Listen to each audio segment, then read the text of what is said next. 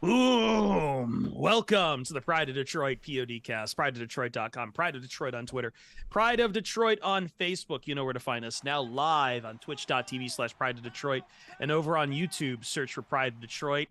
That's right. We're multitasking, multi-streaming, multi-balling.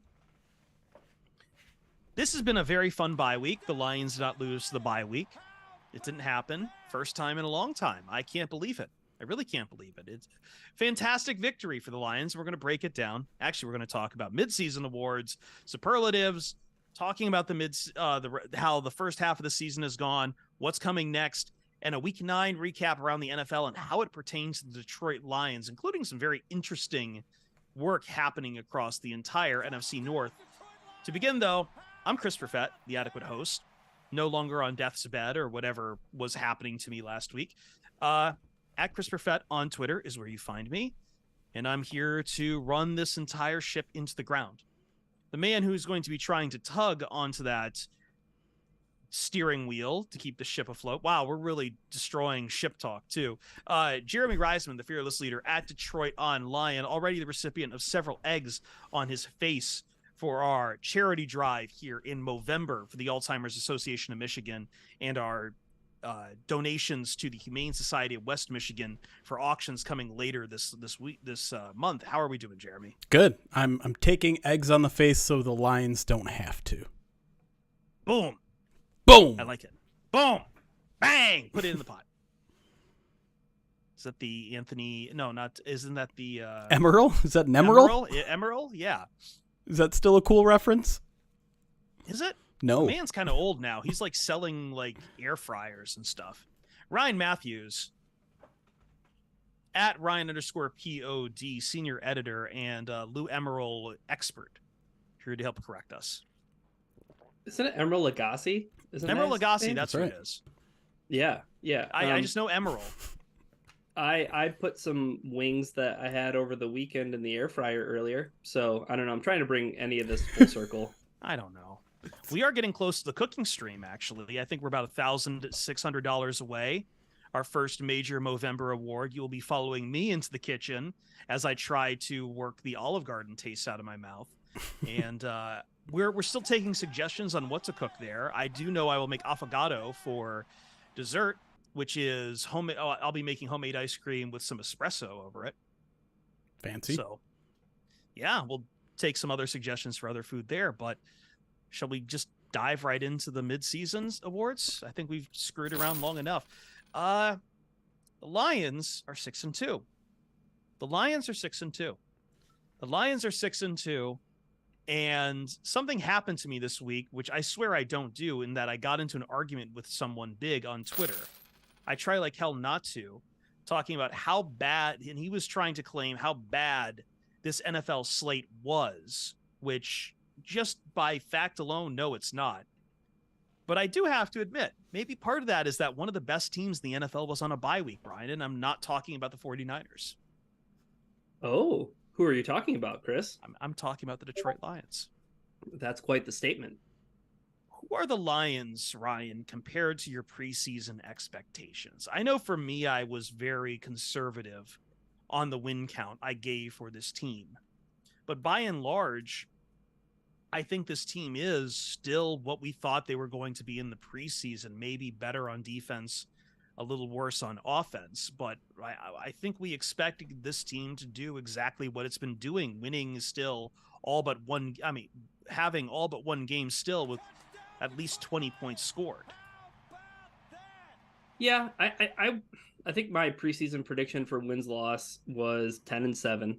And same as me, yeah. Yeah, I think my prediction really stemmed from winning in the NFL is hard. And just because the team won 9 games last year, they start 0-0 just like every other team. And it's difficult to stack wins. And, as Jeremy posted an article earlier today from Bill Barnwell, who did some snaps, age-adjusted snaps, right, for the Lions. They're one of the youngest teams in the NFL, especially when you take into account the starters, right? The core pieces, the players that are really playing, down in, down out.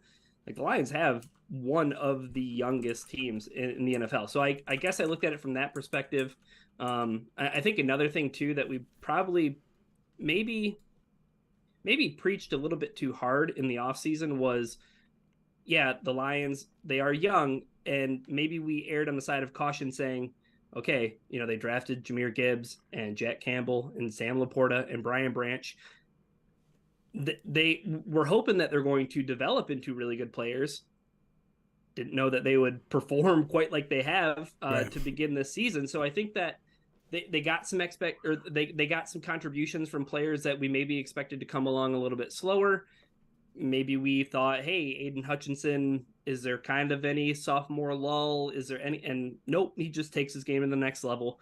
So I really thought that 10 wins felt like maybe not the ceiling, but it felt like a solid prediction. Jeremy, I know that you were a little bit more lofty in your expectations, I would say, for wins-loss. Sure. How do you feel now? And maybe how did you feel then in comparison to now? I mean, I'm not trying to toot my horn at all, but nothing about this team has really surprised me all that much, right? I mean, I had them at 6-2 at this point in the season in my, game-by-game predictions. I had them at a 12-5 record, and I don't feel like I'm necessarily going to budge from that.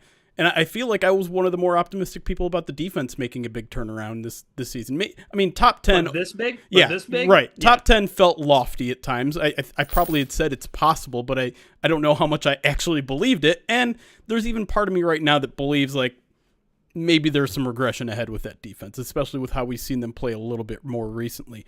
But overall, I have to say, like, I'm impressed with the team. I'm happy with where the team's at. It matched a lot of my preseason expectations, but the one thing that I think stands out that I feel like not a lot of people have really talked about is of these 6 wins, 5 were by 2 scores. They haven't just been winning; they've been winning decisively. This isn't a matter of, like you said, winning is hard in the NFL. They've been showing each and every week that they are not only better than the teams that they're beating, they're significantly better than the teams that they're beating. And that to me is maybe the most positive development so far from this team that has me believe not only that, this is a good team, but this is a really good team and potential, postseason contender.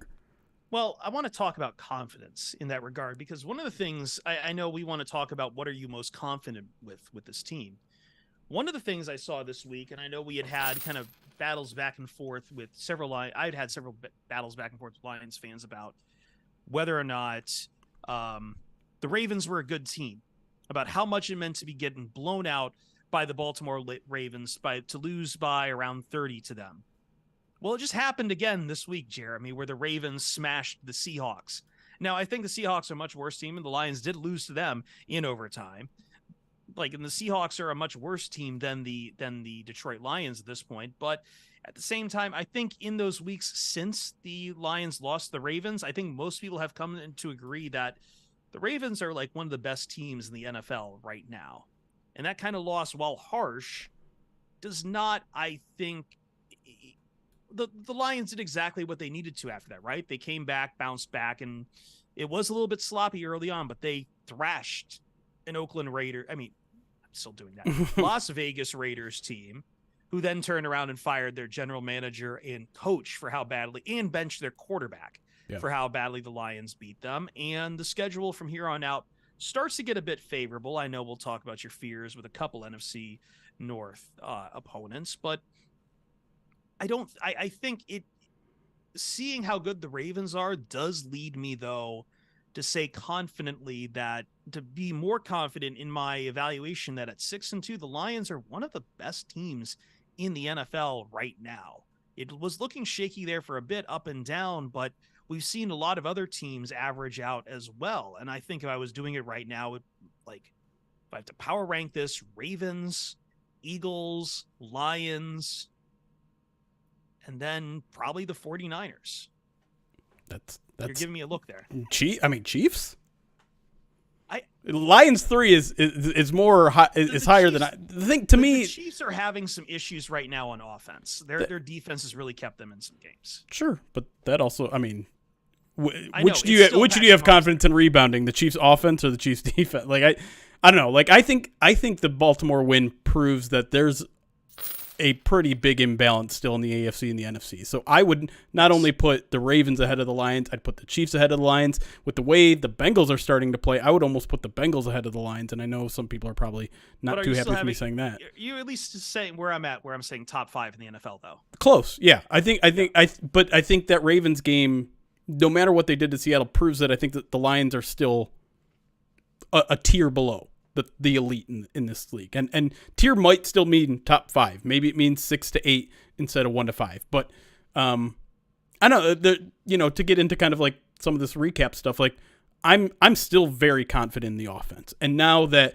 they're going to be fully healthy going into this week, going into the back half of the season with Frank Ragnow expected to come back, Jonah Jackson expected to come back, David Montgomery expected to come back, all your receivers healthy, J-Mo getting better, and Ben Johnson still at the head of, like, this is still going to be a team that scores 20 points every week and probably a lot more than that. So that has me feeling very good going forward, because if you can score points, you can hang with anybody, even on a bad day from your defense.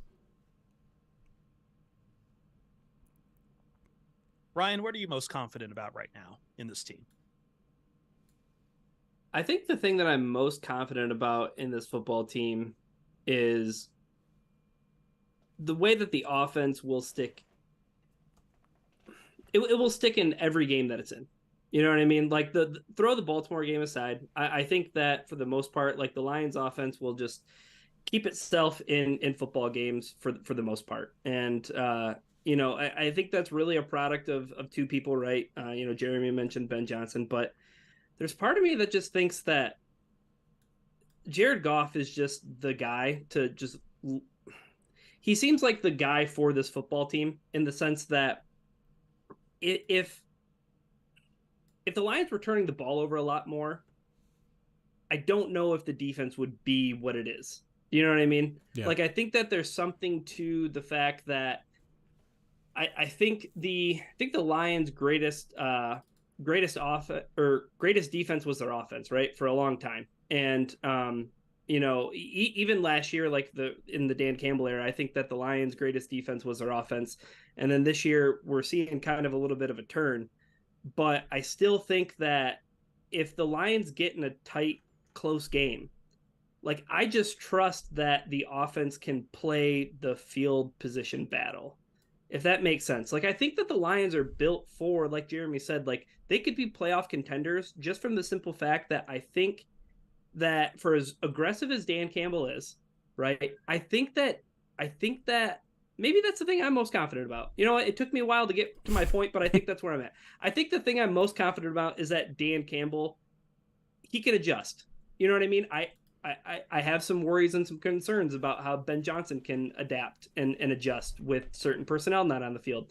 There's certainly some concern with Aaron Glenn and his ability to adapt and adjust. But for some reason, I know that those guys are two very important pieces, and they can definitely have such an effect that maybe it takes away from my belief and trust in Dan Campbell. But I think at the end of the day, I think the thing that I'm most confident about is that I trust Dan Campbell in his gut.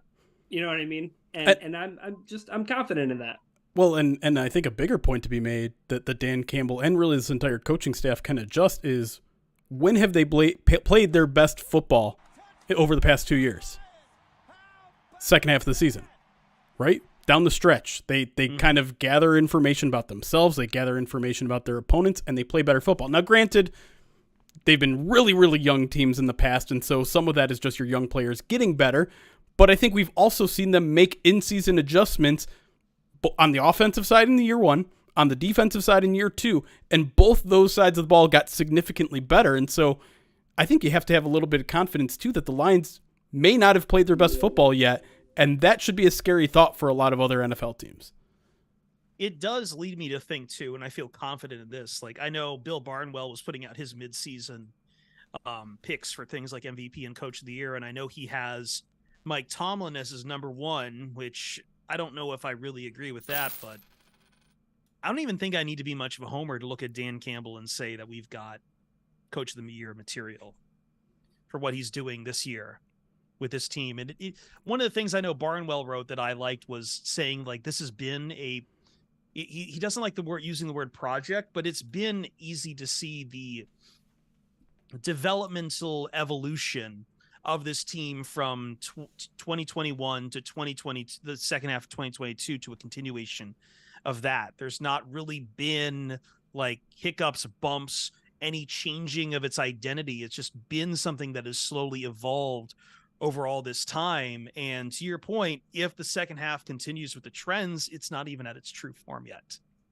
Like, you're still waiting to see what exactly it can do. Getting Montgomery back after Jahmyr Gibbs has a huge game will be like very interesting to see, because if they can get a full dynamic run game going too, it could be great. So I guess we've gone through all of this. I've got two more questions for you then. So now that you talk about what we're confident, what gives you the most concern still, Jeremy?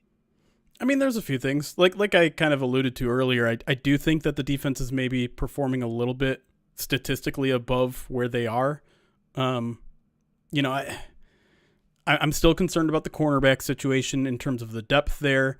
I also wonder, and this week is going to be a really big test, right? The last 2 weeks, actually last 3 weeks, going all the way back to Tampa, Baltimore, and the Raiders, they had some open deep receivers, and only Lamar could hit them. Well, you're going to face a pretty darn good quarterback at the deep ball this week in Justin Herbert.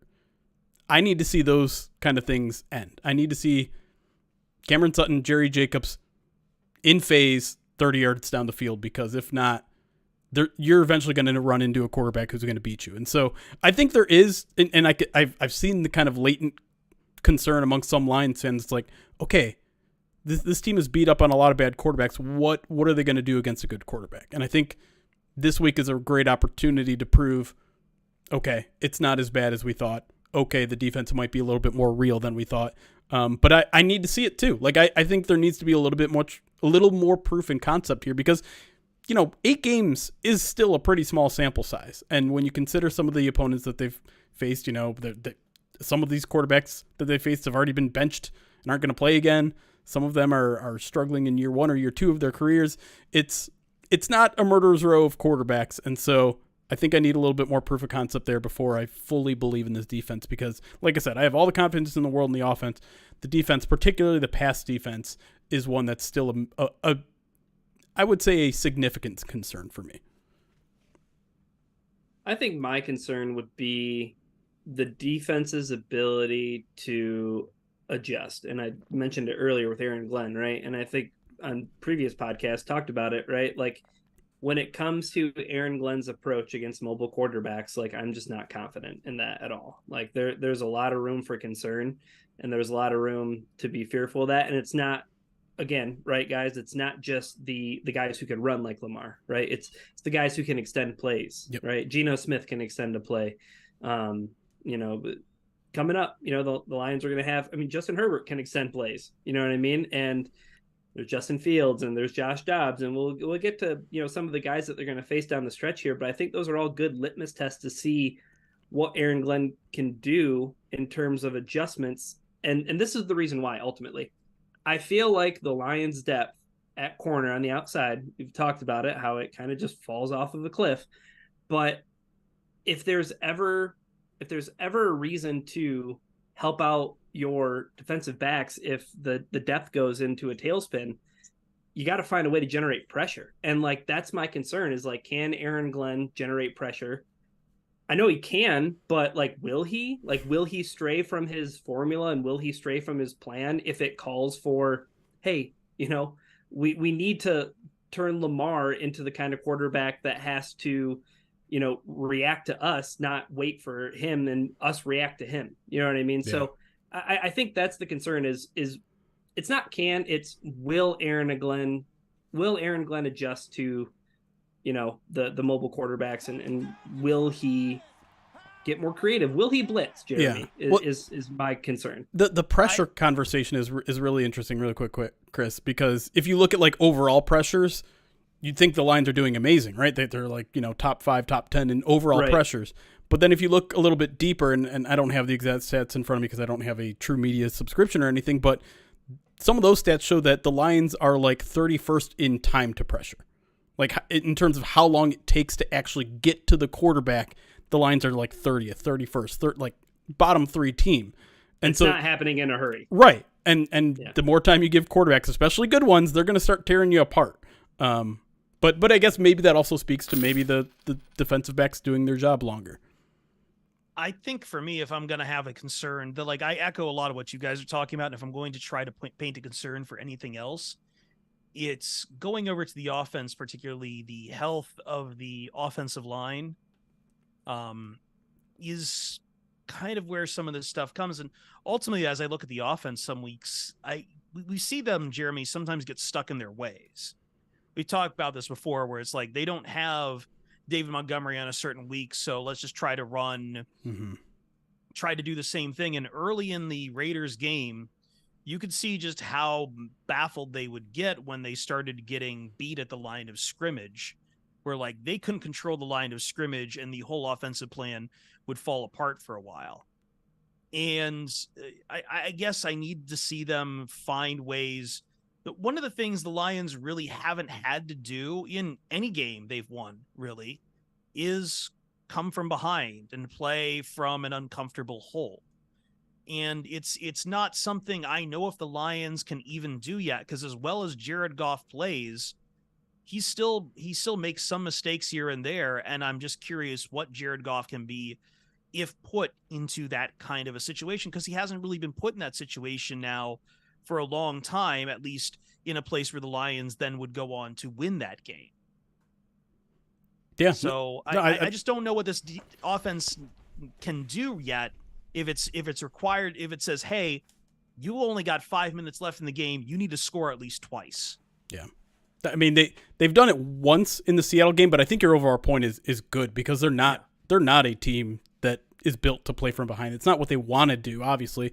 When you're and run first maybe doesn't explain exactly what this team is, but only on second and long it does. Yeah. Only on second and long. Well, I think I know what you're saying. Like, this goes back to the Jameson Williams problem too. Is like they don't have they don't have that threat that can get them back into a game quickly. They don't have a playbook that seems to scream anything other than we're just going to beat you with tempo, with rhythm, with repetition. 5 yards, 5 yards, 6 yards, right. 4 yards, 5 yards. That's what they want to do. But when you're asking them to be like, hey, now you need to go get 15. It requires a lot more in terms of just having a guy who can get yards after completion to do that. It's interesting, though, because if you ask Ben Johnson about this, and I did last year, I said, when you have one of those like 17-play, 80-yard drives and score a touchdown, like how good does that feel? And he's like, I'd rather do it in one. And I'm like, that does not match what I'm seeing on the field, because I think you're right. I think they'd prefer to like stay in manageable down and distance and not, I mean, not to say they don't get chunk plays. They do. They do get chunk plays, absolutely. But I think just playing from behind, and no team is great at playing from behind, because obviously your defense can play you a lot differently. They can provide more pressure.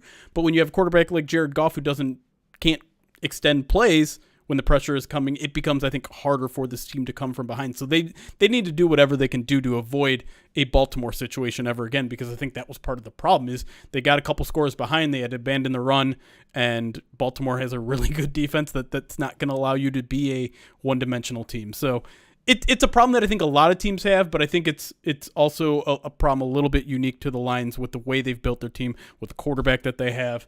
But overall, I mean, this is very nitpicky, right? Like just don't fall behind by 2 scores, and you're a good enough team that's not going to happen very often. As I said, this is me trying to find something that doesn't come back to the defense. It is a smaller concern, but to your point too, like this is a situation, if you are talking about playoffs, at some point in the playoffs, if you want to make a deep run, you might have to play from behind. Yeah. And we've seen good teams who cannot play from behind, who have quarterbacks who can't run those comebacks, completely fall apart in the playoffs. Just ask the 49ers. Right. Yeah. So, I think that goes into a question, but I want to save it for the other side in regards to Jared Goff. And I also want to talk our superlatives. But first, there's a much more, speaking of concerns, there's a much more pressing concern, Ryan. What is that, Chris? Meat. We're concerned about meat? I'm always thinking about meat, especially as we are recording this first segment. We just passed the $5,000 mark for our charity drive to the Alzheimer's Association of Michigan, which means I have to run a cooking stream now later on. I'll invite you into the kitchen to see how I make food. But you know what? I speak, and I make a lot of meat in there, but sometimes I don't have the time to cook the meat. That's where I go and grab a bag of Righteous Felon craft jerky, because it's the jerky that fuels your Detroit Lions. That's right. Righteous Felon jerky and meat sticks are available to Lions players at the training facilities at Allen Park. Each 2-ounce bag of jerky has 16 to 20 grams of protein. Each stick has 8 grams. That's a lot of protein. Run a protein motor off of that, Ryan. Just a meat motor. Meat motors. Trust me. That's what muscles are. Meat motors. If it's good enough for the Lions, it's going to be good enough for you too. Righteous Felon is based in Westchester, Pennsylvania, using locally sourced, all-natural Black Angus beef. Prides themselves on superior quality, revolutionary branding, and unique flavors that go beyond the stereotypical jerky offering, like Soul Survivor, Korean barbecue. It's delicious. The turkey jerky is made with basil and other spices. It's delicious. And we're going to make it more delicious for you and your wallet. 15% off your order. When you go to righteousfelon.com, put in your order, get a few packs, get a repeating pack, get a whole box of it. I don't care. 15% off your order using the code POD15. You'll help us out. You won't help the Lions out, but you'll be cheering them on from a distance, and your cheers will be harder with more meat in your gut. And you'll help yourself out because you'll be eating meat. POD15 at righteousfelon.com. 15% off your order. We'll be right back on the Pride of Detroit POD cast. Shut up, Jeremy. You got that meat in your gut.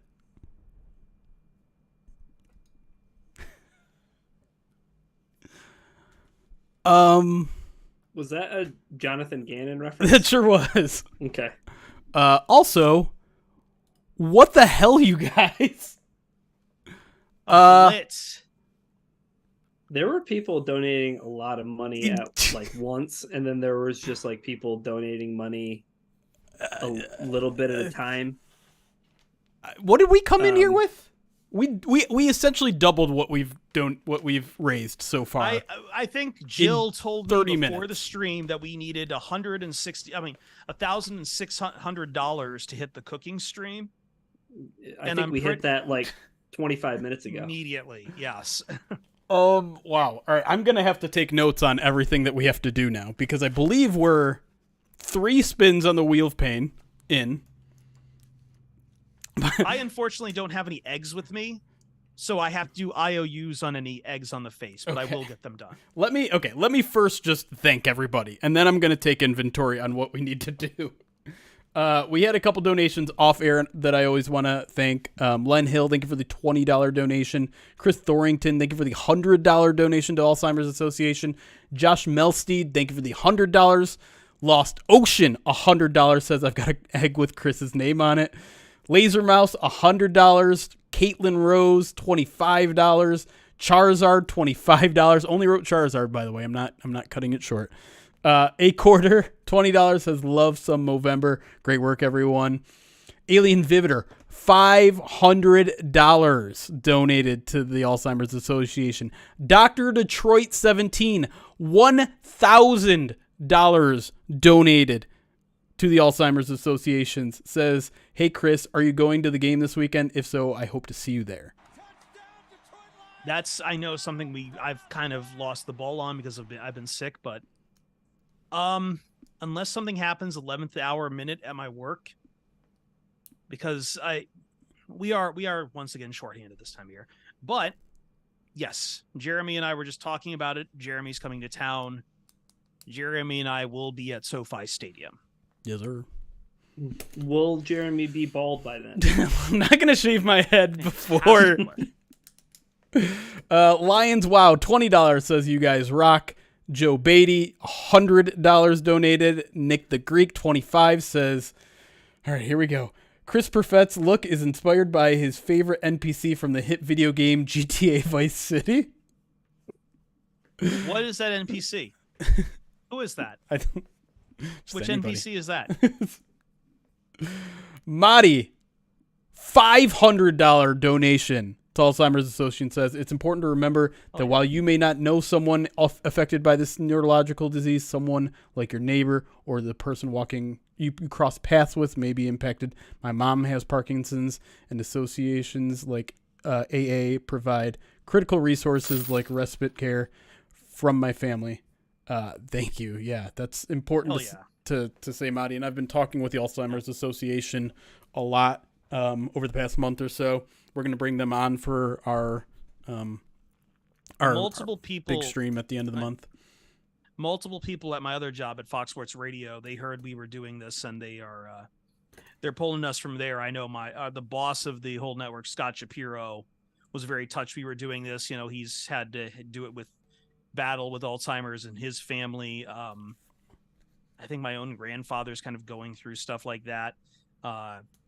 I know one of the people we got on, she was immediately said yes to joining us for the marathon stream as soon as we told her who our charity drive was for. So, as we say, it touches everyone. Yeah. In some way. So at some point or another. Austin Mammoth, $100 donated. Josh Mercer, $525 more donated. And then Swag Kazakage fan, $25 says, let's go Lions. And I also saw in the chat say that he unsubbed just so he can donate more, which is exactly what I encourage people to do if they're subscribed to this channel. And I just dumped a bunch of water everywhere. But yeah, we're fine with you not subscribing this month if it means that $5 goes to the Alzheimer's Association. In fact, that's what we'd prefer for sure. All right. Now I need to take inventory on what everyone redeemed amongst that group. It's worth noting that from previous streams, there's an egg for Ryan, there's an egg for Eric, there's an egg for me, and there's a couple mutes out there too. So whenever you want to use the mutes, those of you that still have it in your pocket, let us know. All right, but let me scroll down, see where we're at here. All right. So Caitlin Rose wants. So Caitlin, are you here? Wants someone to write number one Swiftie on their face. Yes, Eric. I'll do it if there aren't any other requests. Okay. Jesus Christ. Laser Mouse also wants an egg on the head. So Laser Mouse, could I offer you an egg in this trying time? Yeah, Laser, if you want, I mean, it's up to you, Eric. I know that was a tough first go of it, but we'll see where that goes. Poor Eric. Charizard wants DC Boys written. I'm going to guess that's my head because I believe that's an inside joke. And you're not who I thought you were. So I'll write DC Boys on my head in a minute. Let's see what else. Alien Vivitor is going to write an article for us at some point. Oh, wonderful. Dr. Detroit will join the podcast for us for their gracious $1,000 donation. Mini cowboy hat coming from Lions Wow. Gladly. There you go. What? Mini cowboy hat.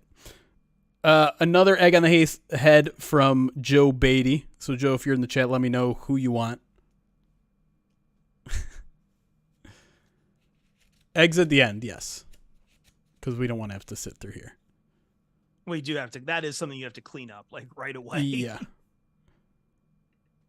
So, Caitlin, I guess Ryan's taking the number one Swiftie for you. Egg for Ryan, says Beatty. All right, Ryan's up to 2. Did we get Laser Mouse's answer? I don't remember if we got Laser Mouse's answer. Guys, you are insane. I think we got Laser Mouse's answer, no. Where was I? Lions, wow. Did I already do your... Yeah, we already did the cowboy hat for you. Beatty. Did we get Beatty too? I'm losing my mind here. Joe Beatty. Are you the one that said Ryan? Who said Ryan? Beatty did. Beatty. Okay. So we're good with Beatty. Nick the Greek wants Connor Stallions written on someone's face. I'll let you choose, Nick, who you want that to be. Something tells me Nick's gonna. Okay, I'll let Nick choose. Laser is gonna bank his egg for Chris. Okay, so Chris is at 2. So I've got 2 eggs that I'm gonna have to pay off once I actually buy eggs. That's right. Okay. Madi is gonna write an article. That I'm excited for that. Austin Mammoth wants to change my background to an ostrich egg, which I don't quite understand, but I'll do it. All right. I'll do that at some point in this break. Joshua Mercer is also going to write a POD article. Hell yeah. Swag Kazakage wants to write the word snowflake on Chris's face.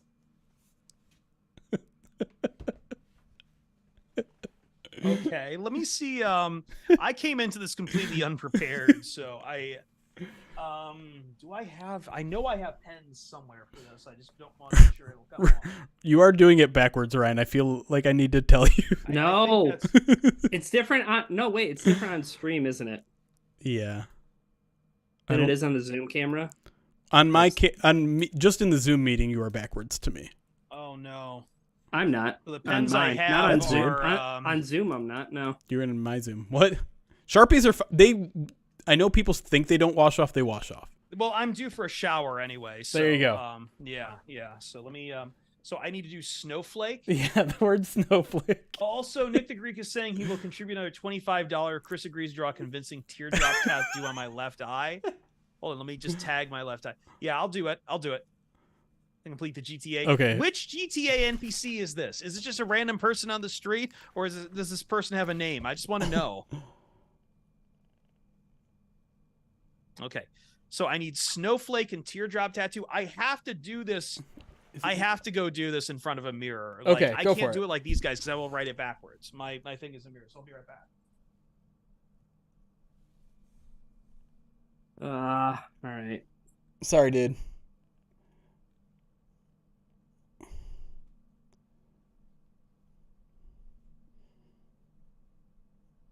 I've become a pro at this. I mean, I was really good at it last year, but that was last year. There you go, Nick the Greek. Connor Stallions. Karen wants special teams matter. I'm going to go ahead and guess that one's for me as well. I'll take that. Thank you for the $25, by the way. I'm realizing I'm now reading off new alerts because we're still getting more money in. Karen says, for my mother-in-law. Thanks, Karen. Appreciate that. And Kula, $50, says, where is it? Thank you for all you do. More to come. Or actually, I realized I did the one that's this is my left eye here. I'm mirrored on stream, but It's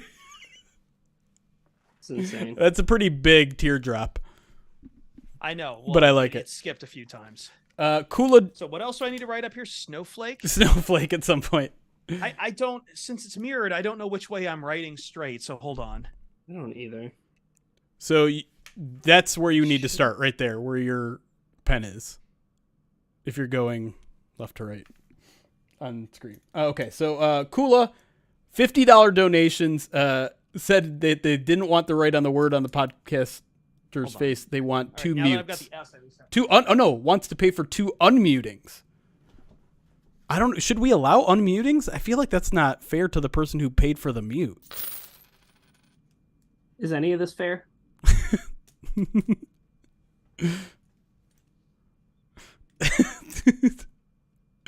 I don't know.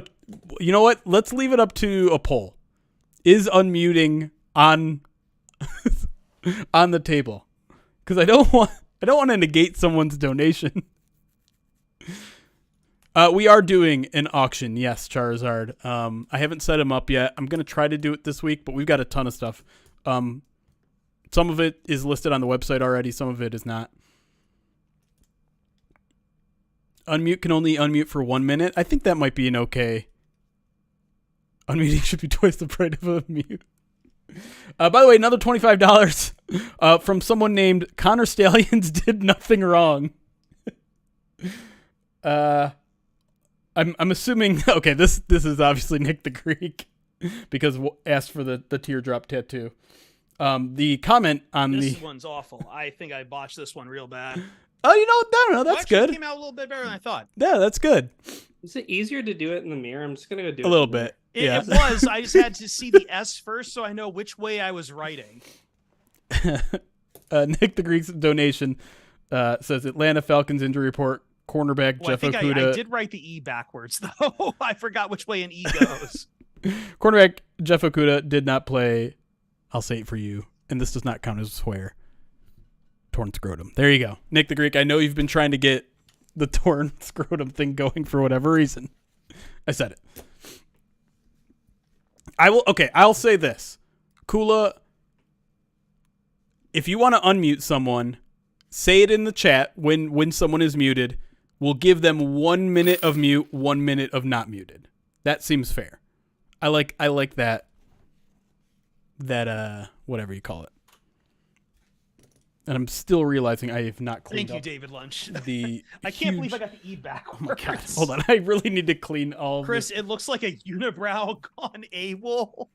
Like, if the camera could be bigger, you will be able to read it, but I know that's probably hard with our lineup here. Oh, God. Now I have to manage the stream while everyone else is gone. Do we have anything in the activities that I can do besides the donations? What do we have here? Has he gone through all the subs yet, guys? If not, I can do that real quick. This looks like Big Bob Bataki. Let's see here. So did we go through the... Okay, so let me do those real quick so Jeremy doesn't bog us down with it. Lasermouth subscribed with Prime, saying, I don't know what to do with my hands. D-Lions for Life subscribed tier 1 with us for 8 months, saying, you guys rock, go Lions. Harry Bad with Prime, 43 months. MJ Kimball, been with us for 37 months of this nonsense. Quirky Zerky, been with us for 27 months. Bring on the wins like the Twitch babies, 15-2 and the number 1 seed. Mike the Marine, 1 month for 10 months, saying, howdy Cowboys brothers. Love your show and that it can be translated to audio from when I'm driving or on working on Marine Corps Base Camp Lejeune. Charizard Boner, been with us 17 months, 1 pride. California Lions been with us for a full year. Thank you. Nick the Greek gave us 100 bits. Jeff Okudah's severely torn. You know the word. Uncle T-Rav, 10 bits. If the Lions play with the dedication that Jeremy shows them November, we will win the Super Bowl easily. Steel Lion, 20. Tier 1 for 10 months. Dan Campbell is coach of the year. Don't at me. Kraft, 81-33, 14 months. Nick the Greek, 10 more bits. Connor Stallions did nothing wrong. Key Rock, 61-4. Been with us for 7 months. I was just taking care of the subs for you so you could just focus on everything else we need to do. I appreciate that. Laser Mouse did donate another $25 and says, I want an even bigger teardrop tattoo. An even bigger one? Yeah.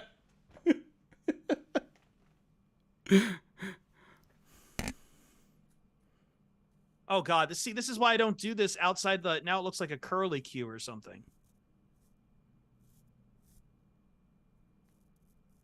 Oh my God. I'm just so mad that like I'm college educated and I can't do this right. The backwards F made me laugh so much. Yeah, I actually started making a quarter note apparently. Okay. I think we're caught up with everything in terms of things we have to do other than the egg smashing. Yeah. Oh no, I need to change my background. To an What's the story behind that? Austin, what's the story behind that? It's just a I'm rallying an ostrich army. Okay. Okay. I want to talk a bit about the NFL weekend that was, besides what we're going to do in segment, because I know we'll focus NFC North, but we'll also have to do spinning of the wheels. Yeah. I don't know the best time to do Jeremy, that, you're not a knee-jerk person, so I do really want to ask you, as someone who once was part of the SB Nation NFL podcast before you were banished for bias. Yeah, that's right. If you look at what the Texans did yesterday and how he's played all year, Yeah. that his name is not just basically solidifying offensive rookie of the year, but also maybe in the MVP conversation. No. I think it's Lamar, but like some people are saying you could put him up there. That's it. Just to my larger point here. Yeah. With how well he's playing, how well he looks, how dynamic he looks with a team that really isn't that good, whose best weapon is probably Tank Dell or Dalton Schultz. And then you're looking at your other quarterback that you drafted and gave up draft capital to draft. You missed on this guy and took another guy. If you're the Panthers GM, are you like worried that is this, I mean, if you're the Panthers owner, is this a fireable? Is this like, this is the kind of thing that gets the Panthers GM to lose his job, right? No. I mean, no, look, I've heard that hot take, so I want to like throw that out to you that like the Panthers screwed up and picked the wrong quarterback. I think it's too early for any kind of action like that, but God, CJ Stroud looks so good. CJ Stroud looks really good, and I think Texans fans have every reason to be excited and thrilled and believe that they got the right guy. That said, like, I don't think you can judge badly. Like, if a rookie quarterback is kicking so much ass, that's amazing. Like that's rare. I think that's usually there aren't a lot of, I mean, it happens every now and then, but there aren't a lot of rookie quarterbacks who kick ass. And I just realized I said the A word twice. Well, here's the other thing. Like, it's not like the Panthers are like, they're a bad offensive team, but it's not like the Texans are like leagues better. That like Stroud is walking into like Bryce Young, 24 for 39, 173 yards, 1 touchdown, 3 interceptions yesterday. Like, and I, you know, but they didn't do favors by me, getting rid of DJ Moore. To me, all of that is normal. All of that is normal for a rookie quarterback. And so I don't think Panthers fans, I mean, if you want to be upset, if you were like a big CJ Stroud fan and they went the other direction and you're mad about that, fine. But there should be no reason to give up on Bryce Young at all yet. Who wrote that for you, Ryan? I did. No, you didn't. Shut up. Yeah, I did. I don't believe you. I did it. I don't believe you. Who cares how it got done? I've seen rumors that the Panthers owner preferred Bryce Young, whereas Frank Reich preferred CJ Stroud. That's the other part for me too. Like, Frank Reich as a coach was incredibly well suited for someone like CJ Stroud. Like, that's what Frank Reich wants in a quarterback. J Dubs and Lions Blood, you're right. Teddy wrote Teddy. this. $75 from Anonymous. Wants to change my background, and I gotta copy and paste a link here if I can. Let me see. Oops. We were just talking about CJ Stroud where you were gone, Ryan. Like, yeah, do you remember after the first preseason game when everybody said he was a bust? Yeah. Oh boy, chat is not going to enjoy what my background is going to be for the third segment. Actually, Ryan, I want to ask you, because I know where Jeremy's where Jeremy's opinion is go. Who looked more impressive from that Houston Texans game? CJ Stroud or Dare Ogunbowale? I'm assuming that's the running back that kicked the field goal. Yes, the running back who had to fill in as kicker. I know what you want me to say, Chris. Yeah. I mean, in terms of pressure, it was a pretty big kick, you know? Well, it was funny. So I was with we were doing Red Zone Radio, and Steve Hartman is very much so a analytics guys don't know what they're talking about kind of guy, and was losing his mind when they did back-to-back 2-point conversions. When they when a extra point would have tied the game on the first one. He's like, I don't understand the math of this. Like, you're down, like you're now down a point. You make this second 2-point, but these guys just think too much. And then finally, after the second one, the producer has to crack the mic and say, Fairburn's hurt. They don't have a kicker.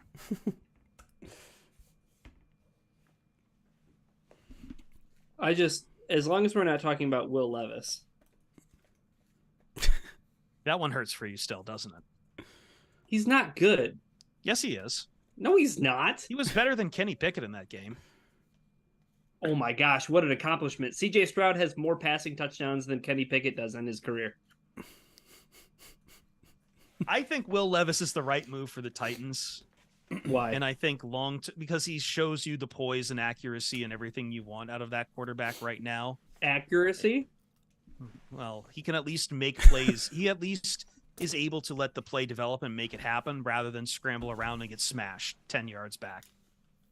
I'm not comparing him to Malik Willis by any means. I'm just saying that Will Levis, Fugazi. Better than Ryan Tannehill. I don't know if that's a compliment. I know, but if we're talking about what's available to the Titans right now. Sure. Yeah. He's just not like people were way too quick after he throws a couple of deep underthrown balls to DeAndre Hopkins for touchdowns. Or touchdown passes. Cool. Let's see how it works out over the rest of the year. Okay. Because people, you're doing the quick reaction right now, Chris. You're doing the same thing that everybody did when they buried CJ Stroud after one preseason game against the New England Patriots. I think that's. I mean, are you comparing playing the Steelers on Thursday Night Football to a preseason game? Steelers defense on Thursday Night Football. Pretty similar. Your Chris, your family. Okay, so we have 3 spins on the Wheel of Pain. Do we want to do one per break? Yeah, sure. Let's do that. That sounds like a good compromise. Let me ask you a question. Remind me to get some wasabi too, because I do need to get that for the spoonfuls. I do have it for myself. Oh, hell yeah. If it lands on that. One is also Malort. Do you have Malort or no? I still have those little tiny bottles. They, however, have been sitting there for about a year. Are you willing to have that on the Wheel of Pain or not? Sure. Are you sure? I just had stomach cramps this morning, but I think that's because of something different. So sure. Yeah, sure. Why not? I just won't be able to do many because they're like those tiny, sampler bottles. I don't have a ton of it. So at some point we will have to take it off the Wheel of Pain. That's fine. The Wheel of Pain is a constantly evolving wheel. Okay. All right. So here are the options that we can land on. Is Malort on there? Oh, I didn't hit save. Let me save it. Now it should update. So our options. A thing of pickle juice. 10 up downs, which I've already done 20 so far. Eat a bug, which I have a bunch. A bean boozled. Just to save the amount of Malort, can I do like a half shot of Malort and we just call it a shot or whatever? Sure. Because like a shot will eat up like that entire bottle. Bean boozled, spoon of wasabi, whipped cream in the face, Malort shot. So there are, 7 different options here. All right. Spin 1 of 3. We'll do the other 2 in each break. Here we go. Chat, what do you want? What are you hoping for? Let me fill in both the chats. I want to know what you're hoping for. We're going to spin in 3, 2, 1. I can't see my face. No. I have to wait for it to show up on stream first. Hold on. Don't. I need to see it first. No. Wasabi spoon. I might have wasabi, but it might have gone bad. So let me go check my fridge real quick. I might be able to take this from Jeremy. That's not good. I don't have that. I'm not happy about this one. Stand by. Ryan, carry the show. Oh, okay. I'll carry. Okay, thank you. Hey guys. I will never eat a spoonful of wasabi. That's just dumb. But I think we did get some smelling salts. Are those on the Wheel of Pain still? I think those are on the Wheel of Extreme Pain. But yeah, no, Zach Wilson, no overs tonight. We're gonna go unders on Zach Wilson unless it's pass attempts. Jeremy, you're free. Marty, I can talk to you about being the number one Swiftie. It's not by choice. You know, you don't choose to be the number one Swiftie. It chooses you. Hold on 1 second. Austin, I won't tell the others that. Powdered wasabi. I'm your favorite. Ryan, give me a 5-leg parlay to place, and I'll donate the proceeds. Luxtables, you got it. You ready? I'll drop it in chat while these guys eat wasabi. Are we both doing it, or did you?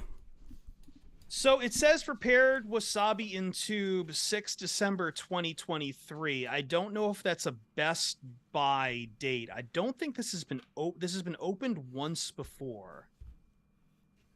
And I'm currently furiously Googling. I like that my bottle is completely transparent, by the way, because it's very green. Oh yeah, look at Lion's blood, mouthful of saltines while singing forward down the field. I kind of like that. So it does go bad. Some people say it doesn't go bad, but I'm seeing that if it's in a tube, I see most chat saying it's still good. So okay. Do you want to do it then? Well, sure, I have okay. We'll alternate wasabi if we land on them. So you'll take the first one. I'll take the next one. I'm going to get a fresh tube of wasabi for next time. Great. So. I mean, I say fresh when this is all just basically flavored horseradish anyway. Ugh, I hate the flavor so much. It's going to be so much more painful for me than it is to you. I need to get my. Oh, here it is. Yep. How much is a spoonful? Because I've got a pretty big spoon. It's a good question. I mean, you could take it literally and fill the entire spoon, but I wouldn't recommend that would kill me. I will go get like a smaller spoon if I must. Got some measuring spoons in. A spoon is a spoon. Tell you what, why don't I get this measuring spoon and we just agree on a tablespoon? Okay, yeah, that's fair. He's gonna grab a teaspoon. I know it. No, I'm gonna grab a tablespoon, you mother. I'll even show it. They're labeled right here too. Or actually, wait, I didn't realize how much a tablespoon is. Yeah, no, it's not small. Okay. half tablespoon? He's entered the bargaining stage of grief here. No, I didn't realize how much a tablespoon was.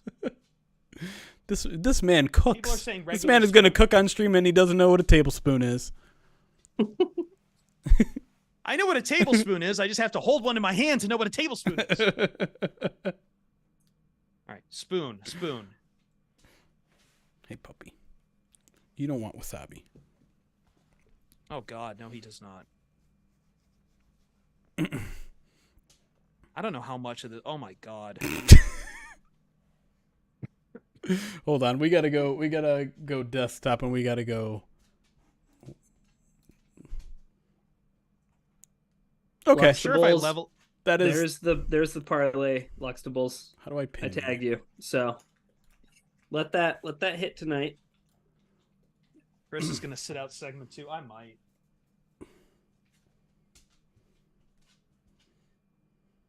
I'm going to level it. Make sure we've got enough for a full spoon.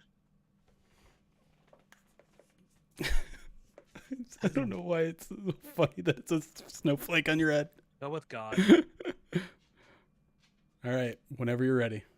I don't know if I'm ever going to be ready. I want to drink of water first. Yeah, I got to cleanse the palate here. No. Just like I'm starting to get dry in the face thinking about this. Jeremy, Jill wants you to explain the mega extreme spin since we're only $3,465 away from it. Yeah. Well, first. Okay, yeah. Well, yeah. Go for it. Oh God, the smell of it, man. Stop smelling. Why are you doing this to yourself? Well, why am I putting it in myself to begin with, Jeremy? That's a great question too, but for a good cause. That's sure. Oh my God. I might die.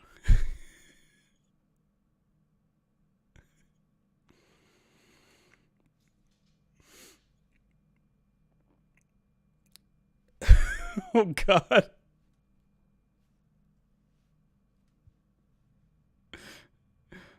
If someone were to stumble upon this stream right now, they'd be like, "Why is Post Malone eating wasabi?"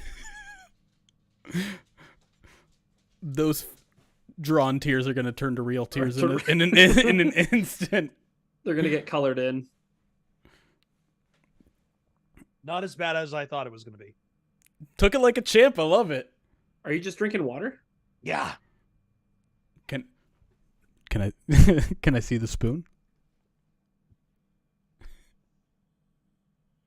There's a little bit. It's just residue. I couldn't I licked it and it's just not coming off. It's residue. Lick it clean.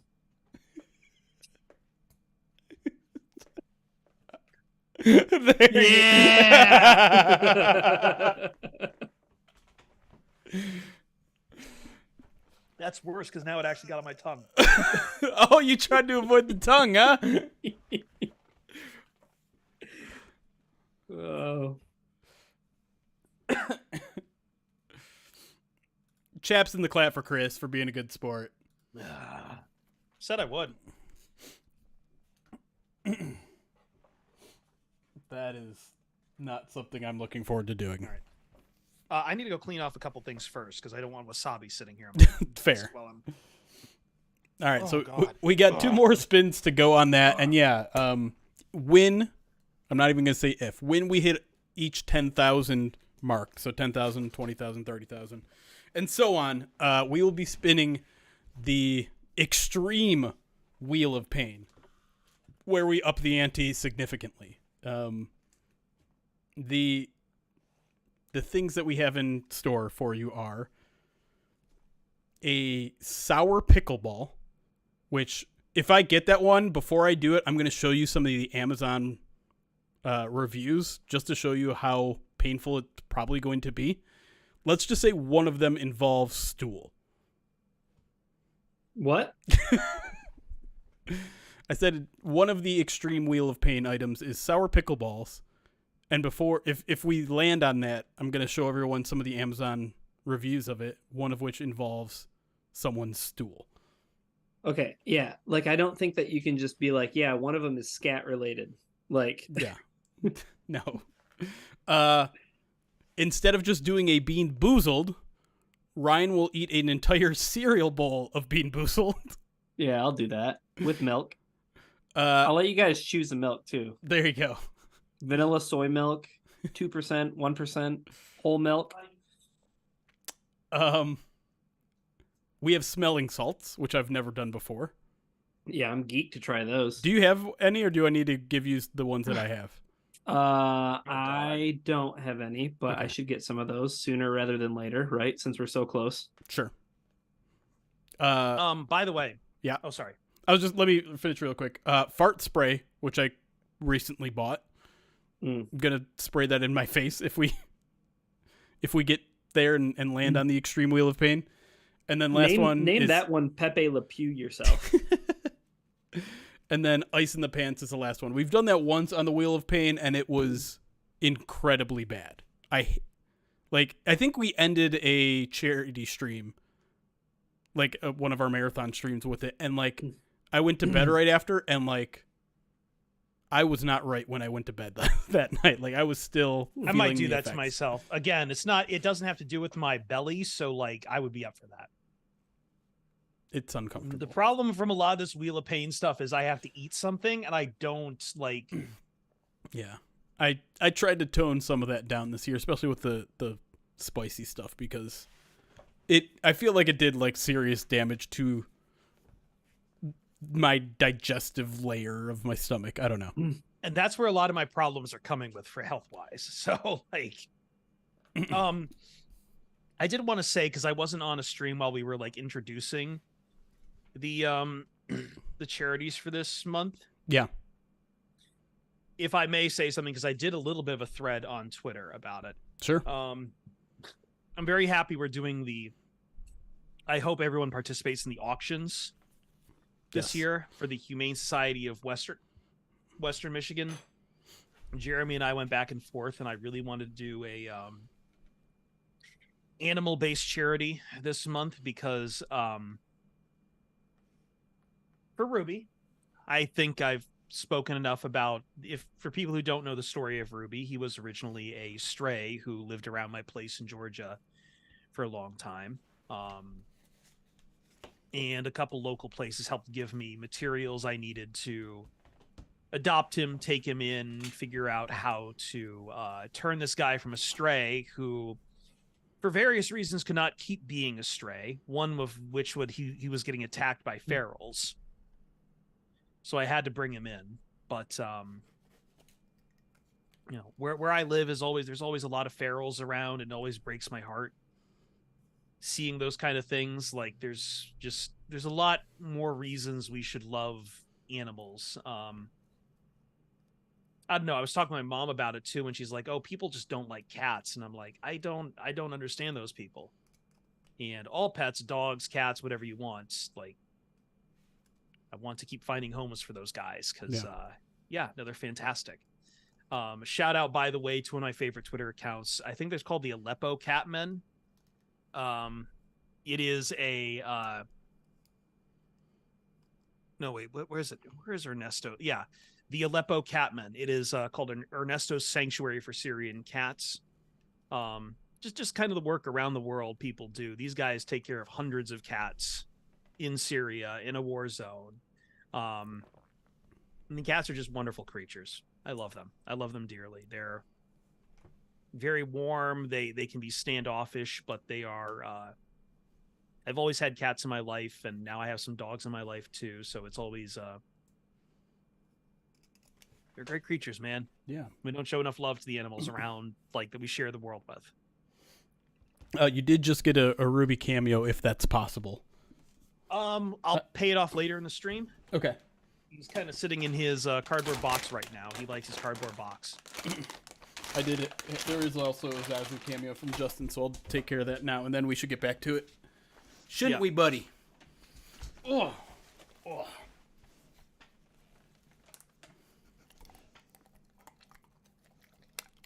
The Gomez says someone put a kitten less than 6 weeks old on my back porch in a foot of snow. He's my bud now, named him Fred after Rodney Carrington's song Fred. Huh. Buddy. That's it for now. You went to a cat... Luxable says he went to a cat cafe? Oh, man. I've heard about those. I've always heard about those in, like, Japan and stuff, and I've really wanted to, like... If I could have my ways, I would run, like, a cat sanctuary or something. I want you to smear my stuff on your face. Oh. We need to get Ruby some kind of golden rope necklace. I will say, for the cooking stream, he doesn't come into my kitchen that much, but I will have, like, a pack of Smithfield turkey by my side. Ruby will come into the kitchen, and he will be my assistant for cooking, if it means he gets turkey. So he'll be on stream for that. Nice. What do you think, bud? Should we get to the second segment? We should. Shake. Good boy. All right. Go ahead. Get down. Get down. I'll give you one more. Good boy. I will say this. Something about America, like, cats, I know people have the reaction to cats in America, but, like, other places, like, cats, you go to some other countries, like, there are some cats that are just so damn friendly, man. So damn friendly. Like, they ride the subway in Turkey. They get shown so much respect in some of those countries, too. Like, certain cats are basically, like, full-on citizens.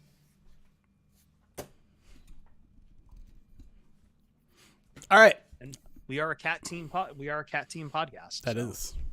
Cat team brotherhood. No. No brotherhood with the Panthers. Or the Jags. Why not? I kind of like the Jags. And we beat the Panthers this year. All of the ghosts of the 2022 Panthers games have been exhumed. We don't need to be afraid anymore. It's a good vocab word. Thank you. I only know how to use it in reference to ghosts. Let's get going before the wasabi really starts settling in. All right, let's do it. Oh, I should probably... Well, it's still technically a Lions midseason. Lions Blood, I think you should do the cooking stream Ruby versus Ruby. Oh.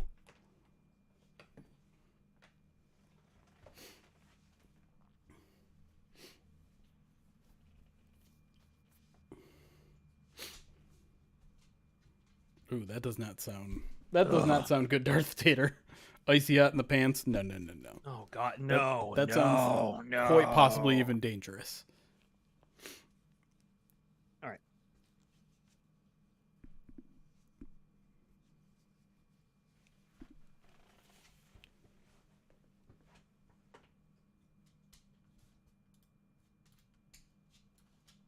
Pride Detroit POD cast. If I fall over and die in the middle of the stream, it's because I just took a spoonful of wasabi during the break for our Wheel of Pain spins. If you're watching a video later of us, you will see that our faces have been completely changed because we had to write a lot of stuff on there. But let me get back to the Lions talk. We talked a little bit about Jared Goff near the end there, Jeremy. Yeah. I know this is we're dangerously getting close to off-season talk, even considering this. But are you ready to commit to an extension on Jared Goff? Yeah, I am, and I didn't think I'd be here necessarily, but I think he's now proven long enough for over a full year at this point that he can carry this offense and not. Notice I'm saying carry this offense, not maintain it, not run it, carry it. Because that's what he's done at times. And yes, he's not going to be this mobile guy. He's not going to be this guy that creates a lot of plays out of the pocket. But he's had a huge impact on this offense. He's had a huge hand in creating this offense. And like I think I'm going to continually go back to that Buccaneers game as an example of Jared Goff taking over the offense. The running game wasn't working in that game. The Lions desperately needed something to happen offensively to get it going against a good Buccaneers defense, and he took over that game. And he's done that a couple times this year now. And to me, that's all I needed to see. Where I know there's a lot of people worried about the other side of 2023 and saying, well, if Ben Johnson's gone, will Jared Goff fall back on some of the bad tendencies that he had? Again, I think some of those people that are expressing that concern are underselling just how much of an integral part of this offense's creation that Jared Goff was part of. This is his offense. He knows what he likes, and so everyone inside that building knows what he likes. Everyone inside that offensive staff knows what he likes, and I don't think. Now, the plays called on game day might change, but I think the general gist of what they're trying to do, the general strategy, the leaning into what he does well, all that stuff is going to continue whether Ben Johnson's here or not, and that's a credit to Jared Goff. So, yeah, I'm comfortable giving him an extension now, and I think they should do it sooner rather than later. What do you think, Chris? I'm getting there. I think talent-wise, there's no reason not to give him an extension. However, the Lions face a larger problem, at least in my eye, as far as who all they are going to pay right now. I think if you do pay Jared Goff, which is reasonable and within complete, right to do so with what he has, I think the question then becomes, what do you do with long-term with Penei Sewell, with Taylor Decker, with Amon-Ra St. Brown, with other guys where you do have to make these decisions. Now, you do have a bit of cap space to play with, but some of these contracts will keep ballooning at some point. And I guess I had thought when they drafted Hendon Hooker, it was maybe a signal that maybe if Jared Goff doesn't work out, this could be a fallback for it. But Jared Goff has worked out. He's worked out better than anticipated. He's working out to, as Jeremy says, to being the engine that runs this entire offense at this point. So I just want to know how will that deal look is the question still going through my head, and the only reservation I have before committing to the extension at this point. How will that deal look? How much per year? How are they going to handle the money on it? And what will be lost from this team in doing so? But at the same time, I also have faith in this team to draft replacements if they do have to lose particular pieces. Yeah, I think you bring up the point of opportunity cost, right? If you give Goff an extension, I don't think you're concerned at all about signing guys who are pillars, right? Like it's not a concern. You give Goff an extension, you're not concerning yourself over what Penei Sewell's extension looks like or Aiden Hutchinson's extension looks like at some point down the road. But I think you maybe start thinking about some guys who are on the second level, on the fringe, right? Like Jonah Jackson, right? Like what you have to start being a little bit more calculated with spending your money in different areas. And when you talk about, positions of, I guess, less value or, so to speak, I guess for lack of a better term, right? Like interior offensive line, like Jonah, right? Like, okay, maybe the Lions can show some wherewithal, and maybe Colby Sorsdal is that guy. Maybe they can invest a 3rd round pick, in next year's draft in a guard or something. I think setting all that to the side, the ultimate question is, because I'm not too worried about opportunity cost in terms of what you're going to lose if you sign Goff an extension. I think the thing I'm concerned about is, like, are you ready to face that demon that is watching your NFL franchise without a competent quarterback? Because there's a lot of that goes on in the NFL, and it's some really ugly football, and Lions fans have not been privy to it for the better part of a couple decades, right? Like, I mean, right. Like we're getting close to that, right? Because you talk about Matthew Stafford, and you talk about now the couple of years with Jared Goff, and especially now, right? So it's it truly is the Kirk Cousins conundrum, right? But I don't think that the Vikings would and should ever regret staying with Kirk Cousins. You know what I mean? So is Jared Goff the perfect quarterback? No. Like, he has his warts, he has his flaws. It's just that it's the grass is always greener argument. You know what I mean? It's much easier to get worse at quarterback. Yeah, well, and I know some of the argument on Goff too stems back to when they gave him an extension in Los Angeles. He did regress off of that. But I guess I see this Jared Goff as a completely different quarterback who was in Los Angeles at the end of the day. Yeah, I mean, he said it, that the Lions coaching staff have said it. He's a better quarterback than he was back then. And it's because they've given him agency. It's because they've given him the ability to read a play pre-snap and call out his own coverages. He's learned more under Ben Johnson, Jared Goff, whoever, this entire Lions coaching staff than they allowed him to in LA, and it's made him a better quarterback for it. And so you're right. He's a completely different quarterback than the one that got the extension in LA. Let's move on to our superlatives then for the season and put a pin in that conversation, because I know that's going to probably run entire episodes come the off season. By the way, I didn't put that in there. That it was Jeremy's to put in there. So just don't blame me that I'm the Goff hater or whatever. Let's start with biggest surprise. So I wanted to hold off some of these because, man, there was some stuff in the midseason recaps about what exceeded expectations.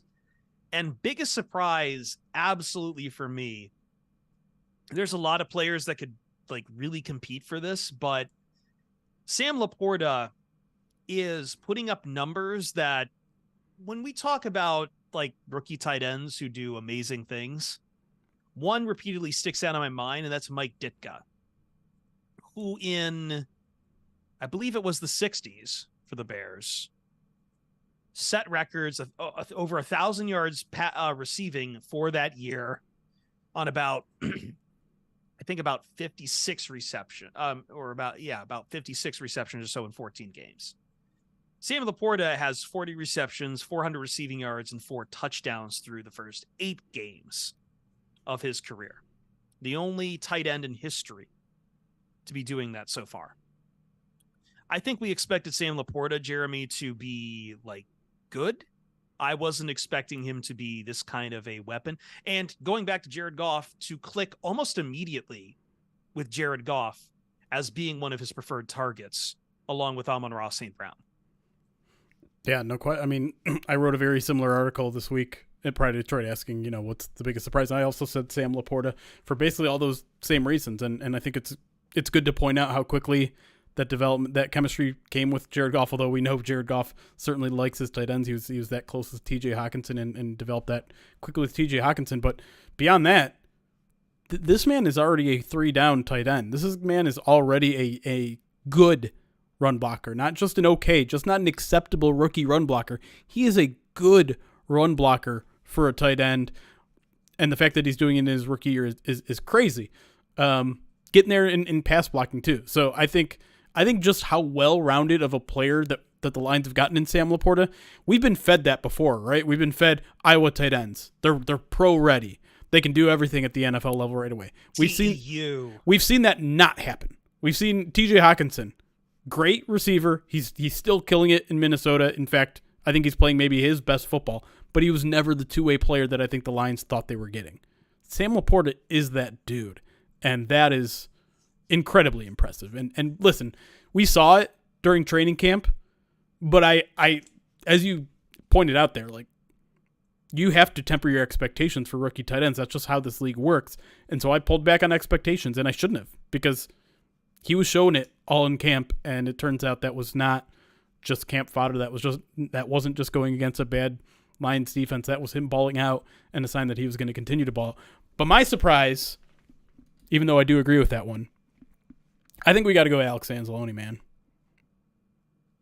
Because I love what Anzalone's done this year. Yeah. I remember when I wrote the roster preview and said that Anzalone is still the king in the clubhouse when it comes to the linebacker core, and that even though they drafted Jack Campbell, like, he's still going to retain that role. What I wasn't expecting was him to basically be this engine driving so many tackles for losses, sacks, and everything else on how the defense has attacked the line of scrimmage. He's done everything. He's done everything the Lions have asked of him. I think when he signed that extension, raised a lot of eyebrows, right? It's like, okay, I'm not that surprised that the Lions re-signed Alex Anzalone, but that deal? That much money? Really? And they moved him over to the will spot, and he is just absolutely thriving. He's playing with more confidence. He's playing with violence. He's intercepting passes. He's sacking. He's tackle for lossing. Like, he's doing a little bit of everything, and he's really become more than, because I think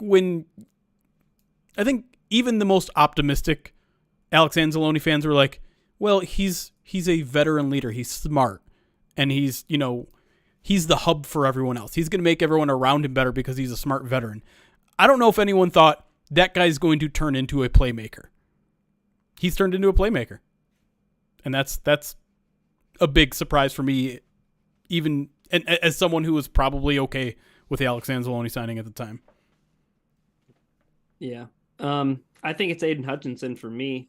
I think Aiden Hutchinson is the biggest surprise of this year so far for a variety of reasons, right? Like, I didn't think that we lived in a world where Aiden Hutchinson would garner Defensive Player of the Year talk, even this early into the season. Like, I thought that Aiden Hutchinson's game was built for November and December and January, because he seems like the kind of guy, right, that we've built as this relentless machine who just keeps going. And I didn't see this much production this quick out of the guy on my radar at all. So I think Aiden Hutchinson's my biggest surprise so far in 2023, because truth be told, he's a lot of the reason why the Lions defense is as good as it is. And I know the production numbers, like the counting stat numbers, aren't there for him, Ryan, but he's one who's drawing a lot of the attention of defensive teams. He's the one still creating a lot of this pressure. Like I think this is, we talked about this in a past podcast. Like, he's not going to have the sack numbers necessarily, but you see the damage he's doing on passing downs. You see it, it's there. And that's why I think so many people just wanted to see the Lions go out and make a move at the deadline and put somebody opposite of Hutchinson, because in the past couple of weeks, it hasn't been no shows from Hutch, but again, to Jeremy's point, like, the guy's getting so much attention from the offense, right? Yep. Like, a guy like Aleem McNeil, and I mean, I'm not taking anything from Aleem, because there's some plays that he made against the Raiders where it was like, he's getting attention too. Right. And he's beating double teams. Yep. You know what I mean? And not saying that Hutch can't, but I'm saying that I don't know if he's built that way. You know what I mean? To overcome the double teams and the chips and so on and so forth. but he's good. being given double teams. He's eating up a defender. No, that's good for sure. But Max Crosby can get double teamed and it doesn't matter. Right. Yeah. Nick Bosa can get double teamed and it doesn't matter. You know what I mean? I think that there's levels to this, right? But Hutch showed enough that, again, my kind of expectation was like, can you be Trey Hendrickson? That'd be awesome. Right. You know what I mean? And he's shown that he's more than that.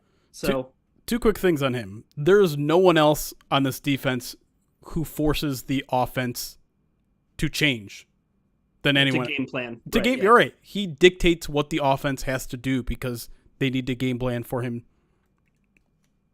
by himself. And then the other thing is, we saw him improve as the season went on last year, but I think we're underestimating just how good he is this year compared to last year. And all you have to do is look at pressure numbers. Last year, 953 snaps, 53 pressures. This year, way less than half of those snaps so far, 444 compared to 953. He's already at 46 pressures. He's 7 behind his year total last year at half the snaps. That's insane. Yeah. That's insane. And the sack numbers are there, like Chris didn't say, but the pressure numbers are, which means he's better. Yeah. Let's move on to biggest disappointments. And should I just rip the Band-Aid off this one, Ryan? Go ahead. I don't know which way you're going, but rip away. Well, I think if you ask fans, it's still going to come back to Jameson Williams. Like, I feel like, there is still an argument to be had that he needs more time. He hasn't seen a ton of NFL time yet, but I think the argument is also there that you're kind of running out of time for that. You're running out of time to keep giving him more time. And worse than that, he's been showing you some pretty rough drops on top of everything else. And he has the ability to be athletic, but he hasn't shown you that he's a wide receiver yet in this league. And I think part of that might have been behind why the Lions went and got someone like Donovan Peoples-Jones at the deadline as a insurance policy in case this continues to be a struggle with Jameson Williams. Yeah, I think that's fair. I think where I'm at with Jameson Williams is I'm concerned, but I'm not ready to give up. And I'm there too. Yeah. Right. And I think that's generally where you should probably be. Like, there's been enough bad tape out there that there needs to be some level of concern, right? There are receivers in this league that have been in the league less for fewer games, fewer snaps, and have produced a lot more than Jameson Williams has. And that's factoring in off-season time. That's factoring in season practices. Jameson Williams has had enough time to look better than he currently does. Again, not ready to give up on him. I don't think you should be yet. It's four games into this season. But, yeah, I think it's totally fair to be disappointed with some of the things he's doing, whether it's sloppy routes, whether it's the drops, all that sort of stuff. Now, did you expect him to be leading the league in receiving yards this year in 4 games played? Of course not. But it's fair to want more than 5 catches for 89 yards or whatever he's at right now. Yeah, that's fair. Disappointment for you, Ryan? Who's the disappointment so far? To no fault of their own. I want to be crystal clear about that. To no fault of their own. I think the biggest disappointment to me is that we are not going to see the Lions secondary as it was billed in the offseason.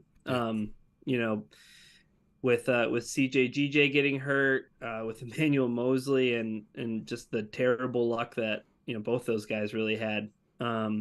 It's a big disappointment that I think kind of fuels our concerns, right, about this team going forward in terms of its depth, in terms of maybe its ability to play on the back end a little bit. It just felt like there was so much promise. It felt like a place where, Emmanuel Mosley was a guy who signed a deal where it seemed like he had the opportunity to play up to a big contract. And, it was just the offseason felt like if there was one thing that Brad Holmes absolutely poured a ton into, it was rebuilding the secondary, right? It was CJGJ, it was Emmanuel Mosley, it was the big splash in Cam Sutton, it was drafting Brian Branch, right? 4 guys right there. You move on from Jeff Okuda. the secondary is built in his vision, and then it just starts falling apart. Like at the beginning of training camp with Emmanuel Mosley in the setback, and then it was the scare with CJGJ, and then it was, oh, okay, no, everything's gonna be okay, and then it was not okay, and that's just kind of been the biggest disappointment. And it has the Jeremy, I think it has the ability to kind of snowball into not only just a big disappointment, but a big problem for the Detroit Lions in the second half of the season.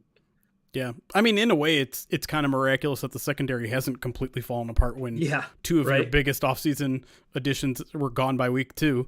But, it's certainly a big disappointment. I was very eager to see what Emmanuel Mosley was going to look like. We got to see enough of CJGJ in preseason and training camp and even in the first 2 weeks of the season where you knew he was a difference maker.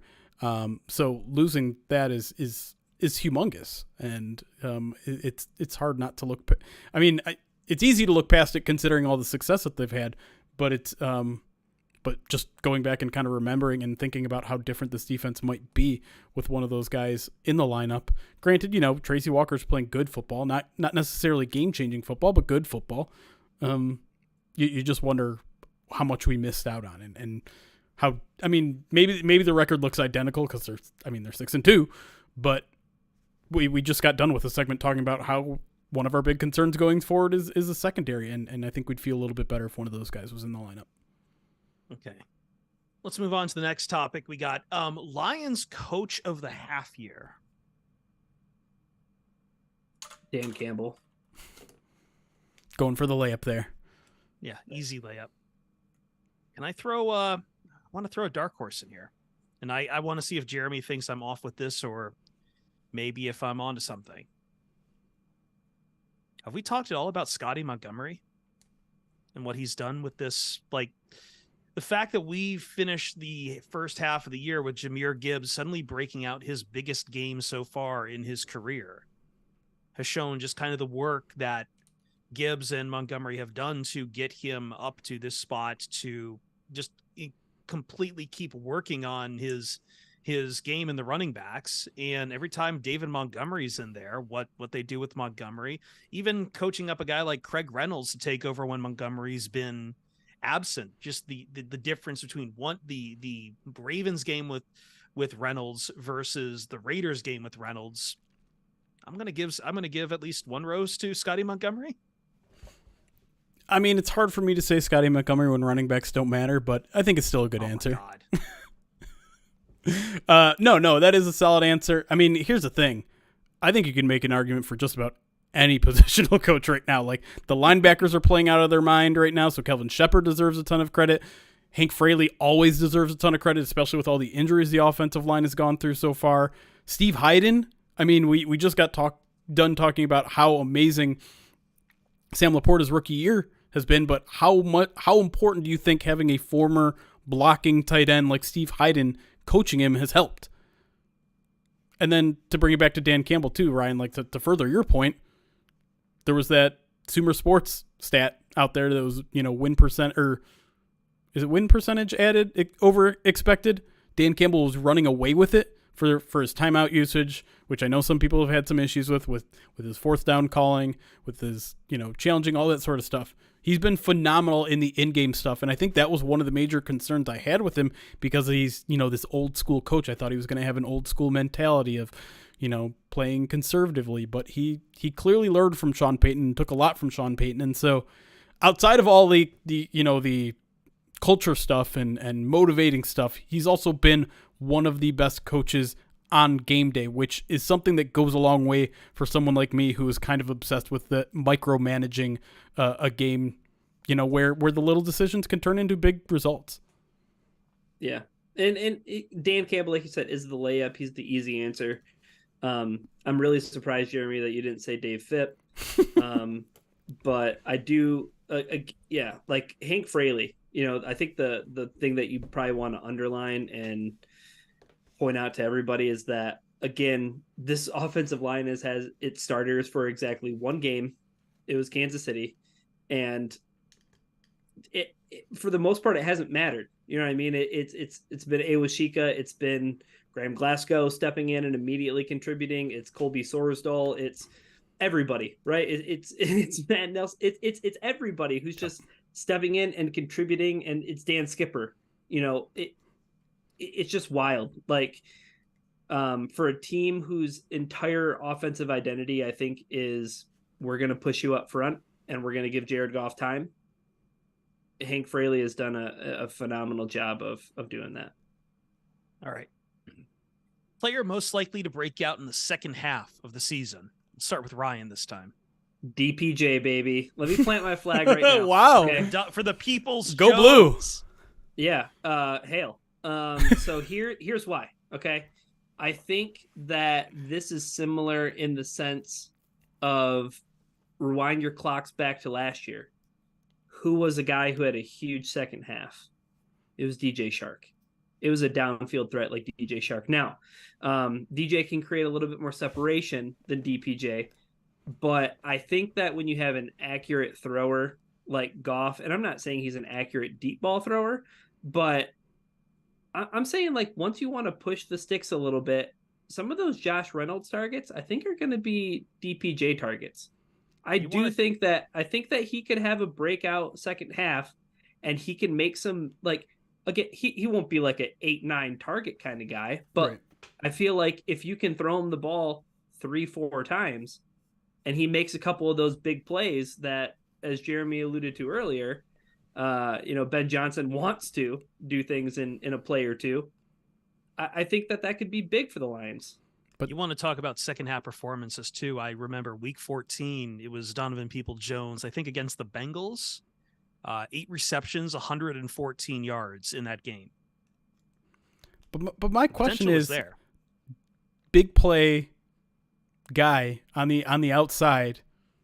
Don't you want that guy to be JMO? I don't care if who it is. not working right this year, then like you do need a plan for right. Like, but I guess these games are going to become critical. You can't just sit there and say, at some point, JMO will put it together. Right. No, but I guess if we're talking about players to break out in the second half of the season, I think they're going to try to lean on JMO to have that role. I think that's the guy who they want to improve in. And, everyone's saying he just needs some time. Well, maybe by December it all clicks, or Thanksgiving it all clicks. Maybe it doesn't, and you have to rely on a veteran like Donovan Peoples-Jones, but we'll see. I mean, to me, it would be, if Donovan Peoples-Jones is a true answer to this question, I'm just saying I'd be disappointed. And that's fine. But I think your question, like my answer to your question, is based on like, who do I want it to be? I would love for it to be JMO, yeah. Right? Yep. Who do I think it'll be? I think it'll be DPJ. Fair. Well, my answer, I talked a little bit about it on the midweek mailbag with Eric, but I think my answer is Jack Campbell, because I feel like, and fingers crossed here, the edge experiment, the Sam linebacker experiment, hopefully is over, because I don't think that's his best. I thought he was better on Monday night. We saw him blitz a little bit up the A gap, and it worked had he not tripped over a Raiders offensive lineman and dove at Jimmy Garoppolo's ankles, knees, whatever. But I think that's where he's most dangerous, and not necessarily just as a blitzer. We've seen him drop into coverage. We've seen him as a good run defender. We're starting to see him kind of cut into Derek Barnes's role at the mic. How do you feel about that? How do you feel about that? I feel like it was inevitable, right? That's where he is. That's his future of this team, is as the team's Mike linebacker. And maybe it was a trust thing. Maybe it truly was Derek Barnes was just playing his butt off, and maybe it is a little bit unfair to have Jack Campbell cut into his time at the mic, because Derek Barnes is still playing pretty darn good. But he's going to get more opportunities as the season goes on. I think he's going to get better. He's the type of guy that when you say he doesn't make the same mistake twice, he is so hard on himself that's almost certainly true. So I think he's just going to be a much better player in the second half of the season, as he kind of assumes what I believe to be eventually the starting and maybe sole middle linebacker role. I feel like, and this is my dark horse, and I agree with both of you guys for these, but like my dark horse for breakout, I'm going to look to Julian Okwara, who in the 4 games he's been back. Now, granted, he had only like 3 snaps, I think, in Carolina, but in each game he's come back, his PFF grade and pass rush has improved. I think it was about the same between Tampa and Baltimore, but it's improved steadily over those games. So, okay, here's the numbers here. So he's had 15 snaps in Tampa Bay, 62.1. Then he had 18 snaps against the Raiders, 71.8. You want to talk about, you want someone opposite Aiden Hutchinson to keep giving pressure. I think the more that Okwara gets comfortable playing the game again, as we get into the second half of the season, the more he can play that role, benefit himself, Aleem McNeil, Aiden Hutchinson, and really put that whole line together. He's played better. Like there is, I agree with you that there has been a little bit of a mini upward trajectory with him in the past couple weeks as they've kind of entrusted him to that Sam linebacker role while taking back Jack's role. And I mean, that would be huge because he's a guy that I think mostly everyone had given up on. He was a guy that I thought was maybe going to get cut at the beginning of the season, and his move to IR was kind of like a blessing in disguise. And now it looks like he's going to have an opportunity to maybe have more steps because Charles Harris hasn't stepped up. Romeo Okwara hasn't stepped up. They're looking for a guy in that Pascal is kind of... Pascal will kind of continue to get more, yeah, but I think in a different role. Like I think they like him on the interior. I don't think they like Pascal dropping into coverage like Julian. They've been trying to get Julian to do it for 2-3 years now, and I'm sure he's a little bit better at it than he used to be. So I like that kind of as a dark horse answer. I think it has potential to be right, but he's certainly going to have to show a little bit more consistency than he's shown in the past. Sure. That I think that comes with like how much of it can you trust him with playing time, right? Because he's had 2 games where you got him to play about 20 snaps, but a few other games where it doesn't feel like the Lions don't want to put him on the field. Yeah, to me it just feels like they're trying to figure out what they want to do with that other edge spot, particularly as the Sam linebacker. Sure. All right, let's take a break. When we come back on the Pride of Detroit POD cast, we're going a bit over time. Week 9 recap. We want to talk about how it pertains to the Lions, not just in the NFC North, across the rest of the NFC in the playoff picture, because it's time to look beyond just this division, right? Although Jeremy is now scared about one team in the NFC North. Scared's whether or not you're scared. You're scared. Nah. I respect another team in the NFC North. Are the Vikings true contenders after beating up an abysmal Atlanta Falcons team? We will discuss that next on the Pride of Detroit POD cast.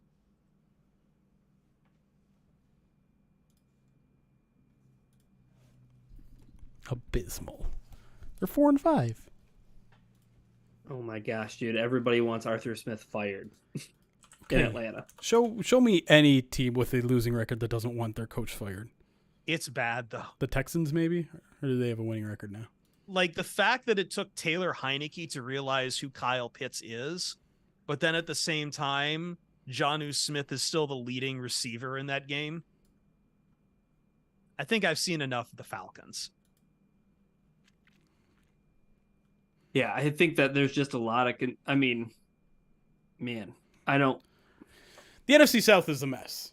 There's not a good team amongst it. I'm not going to argue that the Falcons are a good team. Calling them an absolute mess or an embarrassment is definitely a bit of hyperbole, though. But, I mean, like, this is from, like... I'm not saying this from an outside opinion. I'm saying this from people, like, who are Falcons writers and stuff. Writers or fans? Or both? Easy before you start throwing stones in a glass house. Jeremy Reisman. Oh, you threw my last name in there. I think the thing too, though, like there's just a lot of concern, right? About because, all right, NFC South is terrible. Yeah, it's bad. Yep, should be very winnable. Yeah, especially when you have collected a bunch of like really good skill position players. You have Drake London, you have Kyle Pitts, you have Bijan Robinson, and then you look at the targets and the touches, and it's just like, I mean, for anybody who directed any of their ire towards Dan Campbell and Ben Johnson for their usage of Jahmyr Gibbs should be sending like a son's worth of energy down game, on Arthur Smith and every FedEx facility in the United States. What happened the there? the only game that the Falcons have won by more than 3 points was against the Carolina Panthers in Week 1. All right, we're gonna start discounting their wins now. Is that what we're gonna do? We've gotten to that stage where wins don't count because they weren't by enough style points. We did this. No, we're doing this. What we're doing last year with the Vikings, just on a little bit of a different trajectory here. Because when they do lose, they get their doors blown off them, or they have weird like the fact that the Vikings needed a last-minute touchdown against them, I don't think is an indication that they played a hard-fought football game there. Why not? Because they're the Falcons. They suck. They were both teams had a backup quarterback. Right, but the reason why the Falcons are running their backup quarterback isn't because their main quarterback blew out his Achilles. No. It's because he's terrible. Okay, so they have a bad quarterback. That mean blow the whole damn team up? They're all trash? They've got a decent defense. They've got a good running game. That defense just got up 31 points. Well, okay, it's had a bad day. But James Blunt style. Okay. Dang it. I feel like the big concern though is you look at Bijan's game log, and it was week 2 that he got the most touches in his NFL career, and it was 24. I don't know that I need some explanation. I don't know what happened with let's make Bijan our lead back and then pull back on that entirely. Well, I remember entirely. Yeah. Well, I also remember when you guys talked with Mike Rothstein about this too. He was insistent that Tyler Algier was going to be part of this offense as well, and this week it was partially true, but there were a lot of weeks in between Mike telling us that where Algier was not a part of this offense at all. And it wasn't because he was losing touches and production to Bijan Robinson either. Bijan's production was bad too. But what changed? That's what I need the answer to. I know there was the one game where Bijan was sick or whatever. Right. And then in the past 2 weeks, it's been 11 carries in each game. And let's see, five targets against Tennessee, no catches. 4 targets against Minnesota last week, 2 catches.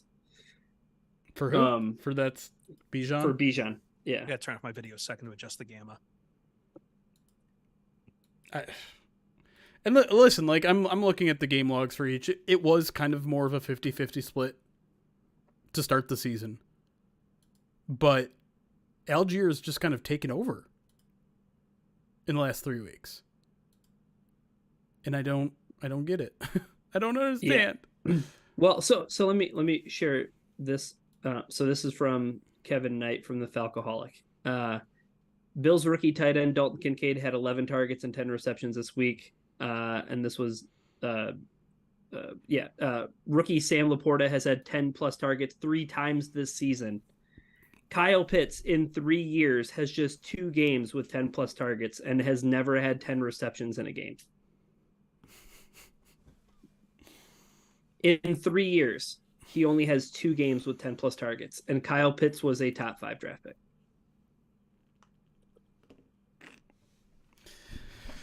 That just feels like gross misuse. Well, I mean, you're a Kyle Pitts truther, though. I don't even know what you're trying to do right now. I'm playing devil's advocate. You are playing devil's advocate. Oh, well, I mean, as Kevin points out, the Falcons are 2-0 in those 2 games where Kyle Pitts saw 10 plus targets, by the way. So you know what we're doing? Tight end target wins. Yeah. That's what we're doing on this show. We're a step away from those guys.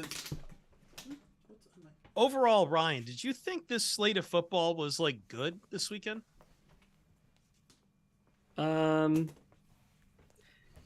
I thought the Dolphins-Chiefs game was fun to watch. Okay. I just want to post one final win over the fantasy football guy who was arguing with me. That's all. Oh. Oh, okay. I try not to get into arguments on Twitter. He was calling it one of the worst ever slates of football the NFL put on. Oh, And I think I'm Twitter bound to not say anything bad about him because he's the one who served up my pinned tweet with Guy Fieri. Really?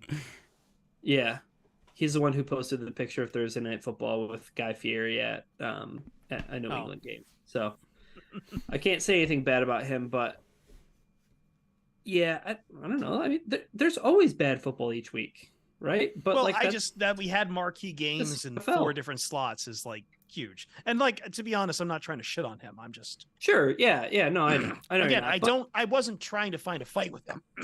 Oh my God. Though. But you're still bringing it up now. Eagles Cowboys was really good. It was. It was very funny for me. I have a Cowboys fan at work, and I think he has tried so very hard to sell every last piece of stock he has in Dak Prescott, and I'm not buying from him at all. Ryan jinxed the crap out of him. Yeah, I think I did. Also, don't you feel like that ruling on the goal line's dumb? Which one? The tight end catch? The tight end catch that wasn't a touchdown? Why? Because I feel like we wait to judge the catch until he's all the way to the ground. Okay. I've seen this argument. Yeah. Like he has to complete the process to the ground for it to be a catch. So once he completes the process of the catch, shouldn't that be where you mark the ball? That's my question. Yes. I think my thing with Dak, and I agree with you, Ryan, that he played a good game, but I think it's the context of what it is versus the stats that I can understand for Cowboys fans being frustrated because I didn't think their defense played very well until the fourth quarter. When their defense finally is stopping the Eagles over and over, the Cowboys can't convert any of the chances they have in the final 3 drives. Or actually, I'm sorry, final 2 drives. I forgot about the touchdown prior to that. But like even before that touchdown, there was like 2 drives before that punt and with a punt and turnover on downs. I think that was on the goal line. Low key, the worst play of that entire game from Dak Prescott. I'm not even go to the 4th down where he missed a wide open receiver over the middle. We've seen that before. It's the 2-point conversion where he ran himself out of bounds. He had so much room to just run that in, and he, I don't know what he was doing. He forgot that he was way faster than the linebacker that was chasing him and just went so far outside. He is. Is he though? He is. Maybe he was, but this is the guy who also had that really bad fracture. Yeah, he's been rebuilt. You know what I mean? I don't know if he's necessarily as fleet as foot because also, here's the thing: I do agree with you, Jeremy. I find it weird that you're not willing to go for the goal line there, but earlier you got absolutely John Elway on the goal line. Yeah, you know what I mean? He did the helicopter thing. So part of me was like, "Oh, you did that earlier. Maybe so you got a little bit gun shy." Maybe that's what it is. Sideline. Yeah. What that he got? Oh, when you say John, well, you mean the T.J. Hawkinson special? You try to go above a guy and you get flipped. Yeah, essentially. Yeah. He got hit 2 ways. Can people stop? Can people stop trying to hurdle guys? It looks. I think it's fun. It is cool when it's pulled off, but. As we saw with T.J. Hawkinson, sometimes you can't jump. T.J. Hawkinson can jump all he wants for the rest of his career. Because as a lot of O-line people say, we punish jumpers. Ryan wants T.J. Hawkinson injured. That's what I just heard. I was surprised when I have some bad news. Okay. Wasabi is settling in my gut right now. Oh, should probably go to the 3rd segment then. No. Well, we have to spin first. Gosh. But I think we should kind of. We're already at 2 hours. First of all, second of all, Monday night's about to start. Yes, and I think a lot of people are going to want to watch Monday night because it's the Chargers. So, I propose that we move to the Wheel of Pain spin. After, by the way, I thank Big Z Dubs for the 11 months subscribe to the channel and the X Drizzlex. I'm gonna get Ruby right Drizzle. now too because I might need to go to the bathroom after this. The Drizzle, thank you for the first time subscription using that Amazon Prime, which is a great reminder that if you don't want ads on this channel, you can subscribe to us over on twitch.tv/Pride of Detroit. You can do it for free if you have Amazon Prime. Link that to your Twitch account. Subscribe to one channel per month for free. It does not automatically renew, so if you did in October, you're going to have to do it again in November. Doesn't cost you a thing. I prefer that you use your Amazon Primes this month and save your actual money to donate to our Movember campaign. If you're watching it on YouTube, !donate should get you a link. Same in Twitch. Hit that. Donate. You don't need to sub to us this month. Here's the big guy. It's going to bite that thumb of yours. No. You're going to give us something else to bite first. Nom, nom, nom. So true, Falcon. Hey, buddy. Comeback Trapper. What in the world? No one wants that. I'd like to sing ya. All right, I'm going to put him down. I'm going to go to the restroom. You guys spin the wheel of pain. Hokey doke. Do you have Dark Elf? Yeah, I was going to say that was my favorite part of the weekend. Mentioned it in our Slack channel earlier today, but watching the Seahawks get pummeled, maybe, I don't even know if I can say, is it fair to compare one beat down to another? But I think the Seahawks got throttled in a way that not even the Lions did. Their offense was bad. At least the Lions offense at some point showed some semblance of maybe, and they scored a touchdown, and it's and I feel the Seahawks were just bad, right. Man. The Lions would have scored more points had they not been already down by so much because they went for it and forced down every single time they were in Ravens territory, right? Yeah. So I think there's maybe some truth to that. I don't know. At some point I started tuning out from that game though, so I didn't really watch much of the second half. Kind of like I was very tuned out when the Lions were playing the Ravens in the second half. There you go. Yeah, the two games, the game that was on CBS and the game that was on Fox were that game, and the Fox game was Packers Rams. Just torturous. Meanwhile, we had to just tune in to Red Zone to see CJ Stroud every 5 seconds throw a touchdown. Right. Yeah. Yeah. I mean, we're going to talk a little bit more about the game in the third segment here, but I think part of the lesson here is Baltimore is absolutely the wrong team to fall behind on because you're going to stay behind. They're not going to give up. Their defense is very dangerous when you're one-dimensional, and Lamar's the dang king of the NFC right now. Was he now 20-1 or something? I think going into the game he was 15-1 against the NFC. Okay, so now he's 16-1. That's ridiculous. Doesn't make any sense. All right. No, he's the king of the NFC. I know he is in the AFC. Aren't all the AFC North teams in the playoff right now? Yeah, I think I did see that, yeah. Which is wild because I think you might have the best offense in the NFL in the AFC North, right? If Lamar is playing, he's so dynamic that they're the best offense, and the division also has by far and away the best defense in the NFL in the Cleveland Browns. Whew. It's tough. And you have the most persistent team in the Steelers. It doesn't make any sense what they continue to do. And the most on the rise team in the Bengals. That is just Bengals. Good luck. Thank your lucky stars you're not in that division. The AFC North and the NFC North are not two Spider-Men pointing at each other. No. Nope. All right. Okay, spin it.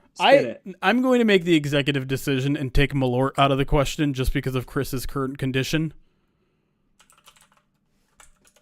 I feel like that's fair. And if you think it's not fair, too bad. I'm the one behind the ones and twos. Okay. I'm not mad about it. but we'll keep everything else on the board. Excuse me. So let me edit that real quick. I don't have saltines, so I can't do that one. Does anyone have saltines in their house just regularly? Is that a thing? I think I do. Well, I guess I'm the weirdo then. All right. Do you want to put the saltines on there? Did you put them on there? I didn't. Oh, okay. Do you want it? Dude, it won't land on it, but you can put it on there. Saltines. Saltine Serenade. Serenade. I love it.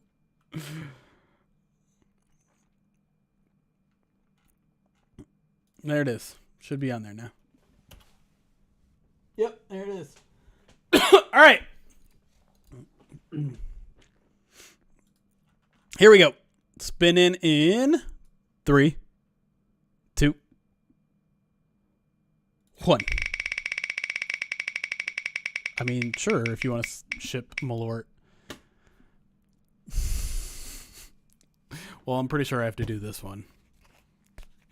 Oh, no. Oh, boy. Your turn. Yeah. Damn it. Dang it. I mean. Oh, swear jar. I'm on a really bad pace with the swear jar. I mean, I might need to adjust my budget this month. I don't know why I just smelled it when I told Chris that was a bad idea. Yeah, that was not a good idea. All right, let's get spin wheel off here. Let's add a dumb swear jar.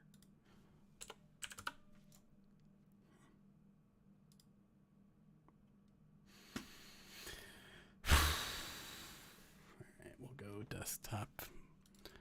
Whoops. Can I pin myself? I can. All right. Do you want here? I'll turn off so that you can actually see it.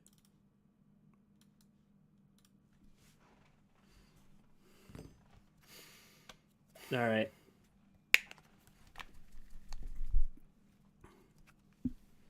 There it is. Wasabi. What's the brand? Snow Fox. Snow Fox. Only 10 calories for a teaspoon, so if you want to try this at home, you're not wasting any calories.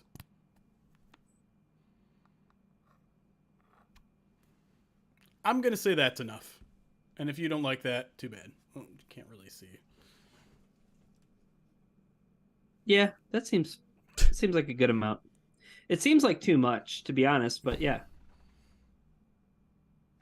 You're not going to enjoy that at all, man. Nope.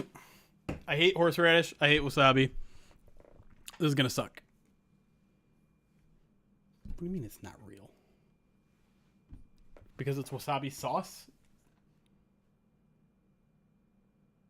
Whatever. All right, here we go. Bottoms up. Because we have now crossed over to 5,000 into 6,000, but this is the 5,000 threshold. To Alzheimer's Association. Here we go. Bon appetit.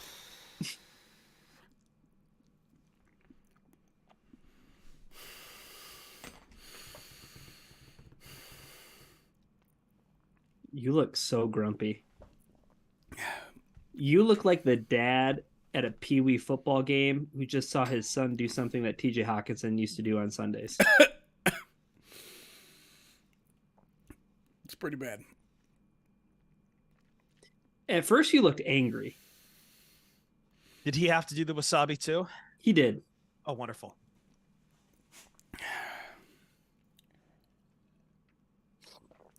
That's highly unpleasant.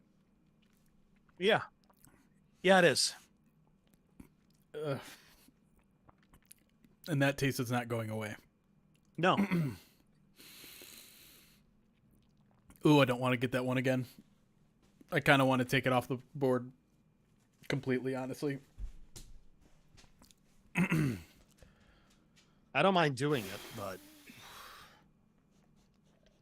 Probably once a stream. Zazu's intrigued. Hey, buddy.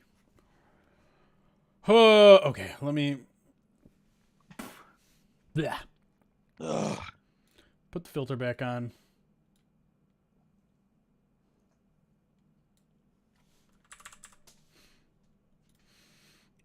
We are going to change backgrounds, and I'm apologizing in advance to everybody, but this anonymous donor requested this.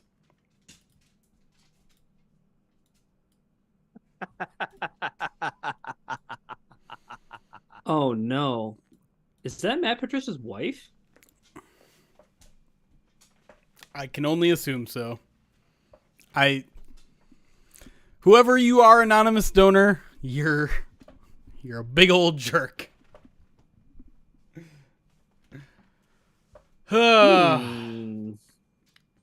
I think I know who the anonymous donor is. Do you?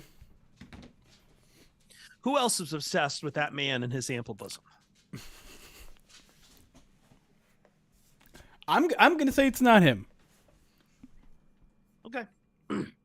I could probably check emails and figure out who it was, but I wouldn't out them because that's they fine. donated If anonymously. it's not Nick, then they deserve to remain anonymous.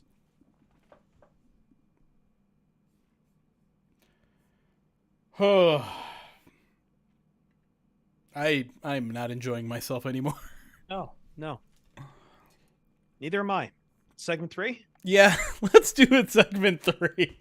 Do you need a little time to recover first, or are you ready to go? No, let's do it. Let's just do it. We have one more spin? Yeah. After this? God. Okay. Yeah, let's do that. Hopefully we can. I think I gotta get out of here by 9. Okay. Yeah. Ish. We'll be done before then. Let's go. Okay. It'll be a short segment anyway. We kind of went way overboard on 2. Let me change the bottom real quick. We'll just say NFC playoff picture. We'll call it. Oh, God. Punt return touchdown. I need the silence. I'm not ready yet. Anyways. Come on. Hold on. Oops, I'm going the wrong way. Okay, I'm ready.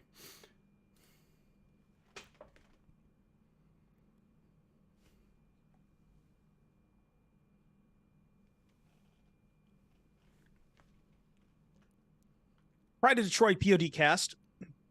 Jeremy also got the spoon of wasabi during our break. Don't think he's handling it very well. This will be a shorter one, but let's look at the rest of the NFC playoff picture right now. The Lions and the 49ers stood pat on week 9, excuse me. And we got a little bit of a better picture, but I also don't think we got much of a picture. Like, okay, the Saints beat the Bears. Technically, that's what it says in the box score. But listener at home, you have a better chance of completing a forward pass than Tyson Bagent does. All right? Tyson Bagent, as much as I like to play the secret Bagent man stuff, is not an NFL quarterback. That became very clear against the Saints. But we were just talking about this during the break. I don't know how we handle the NFC South. We can probably put any kind of jockeying aside from them and say, as far as the NFC North, the Bears are Jover and they would like to lose as many games as possible, which combined with the Panthers to get ahead of whatever shell game is happening with the Cardinals as their jockeying for power for the number 1 overall pick continues. The 49ers stand pat. Seattle takes a big loss to the Baltimore Ravens. To now stand tied at 5-3 for them in the West. I don't know what that does as far as wild card picture. The Eagles remain 8-1 to retain the number 1 spot in the NFC by defeating the Cowboys. Came down to the fourth quarter there, and Dak Prescott politely refusing to win the game for the Cowboys, who nevertheless own a very impressive plus 72-point differential in the NFC, which is second best in the NFC behind the San Francisco 49ers. The main point of contention right now seems to be coming with another team in the NFC North, and that's with the Minnesota Vikings, who, in spite of losing Kirk Cousins for the years, went out and got Josh Dobbs and put on a very interesting performance and a very fun game against the Atlanta Falcons, who I will contend are broken beyond belief at this point. Nevertheless, Josh Dobbs, in spite of not starting this game, Hall started, and Hall got hurt, as did multiple other players on the Vikings team. I think who else left this game, Jeremy? They lost Cam Akers to Cam Akers, I believe, Achilles. was lost, and I think KJ Osborne also left at some point during this game as well. So the Vikings continued to become a walking mash unit, but Josh Dobbs, with no real time to prep, and with apparently apocryphally O'Connell translating plays in the headset mid-play count for Josh Dobbs to understand and run them, and Josh Dobbs himself not even sure who the players are he was playing with at the time, got a dying seconds touchdown over the Falcons to secure victory. They're now at 5-4, which puts them, I think, Ryan, a game and a half back of the Lions.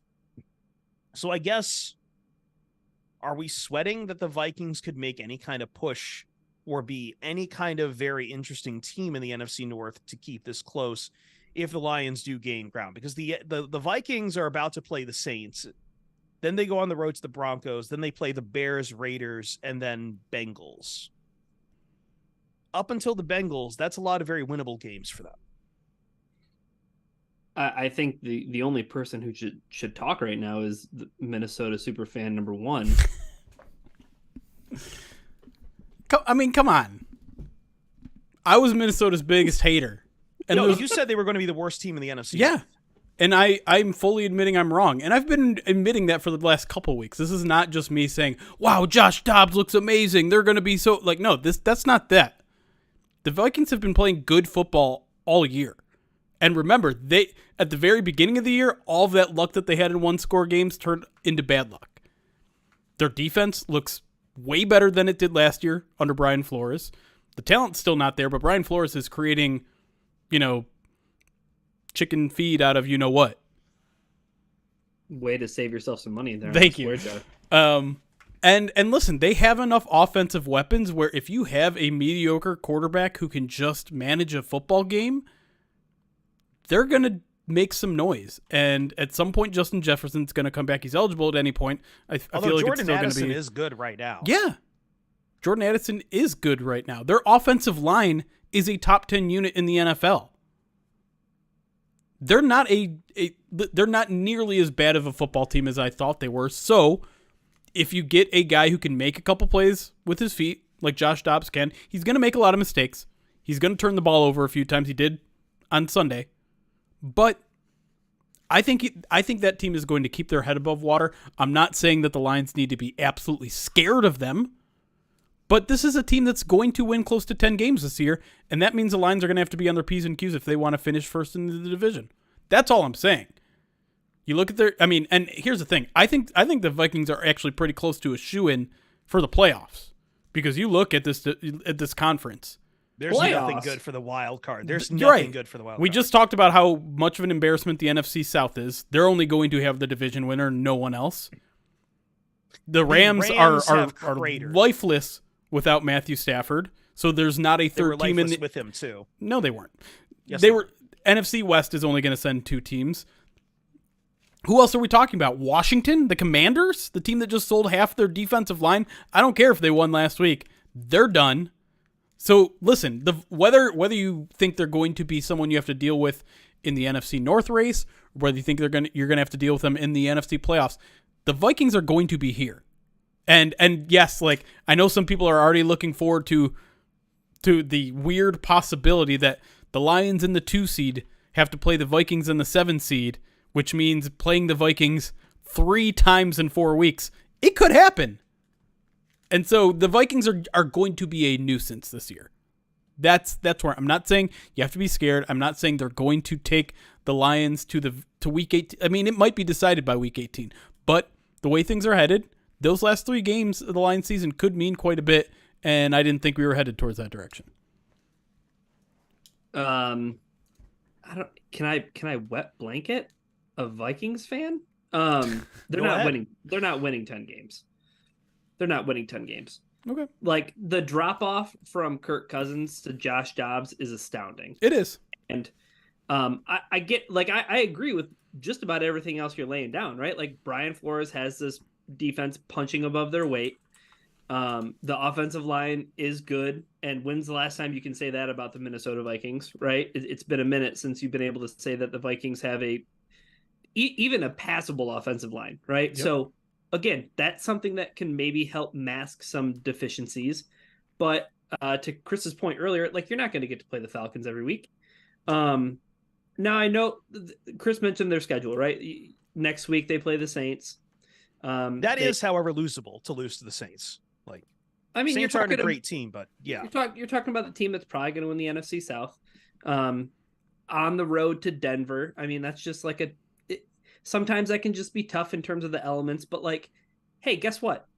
I'm so excited that the Lions got to play the Raiders led by Josh McDaniels, and they're not going to play the Raiders that are led by Antonio Pierce.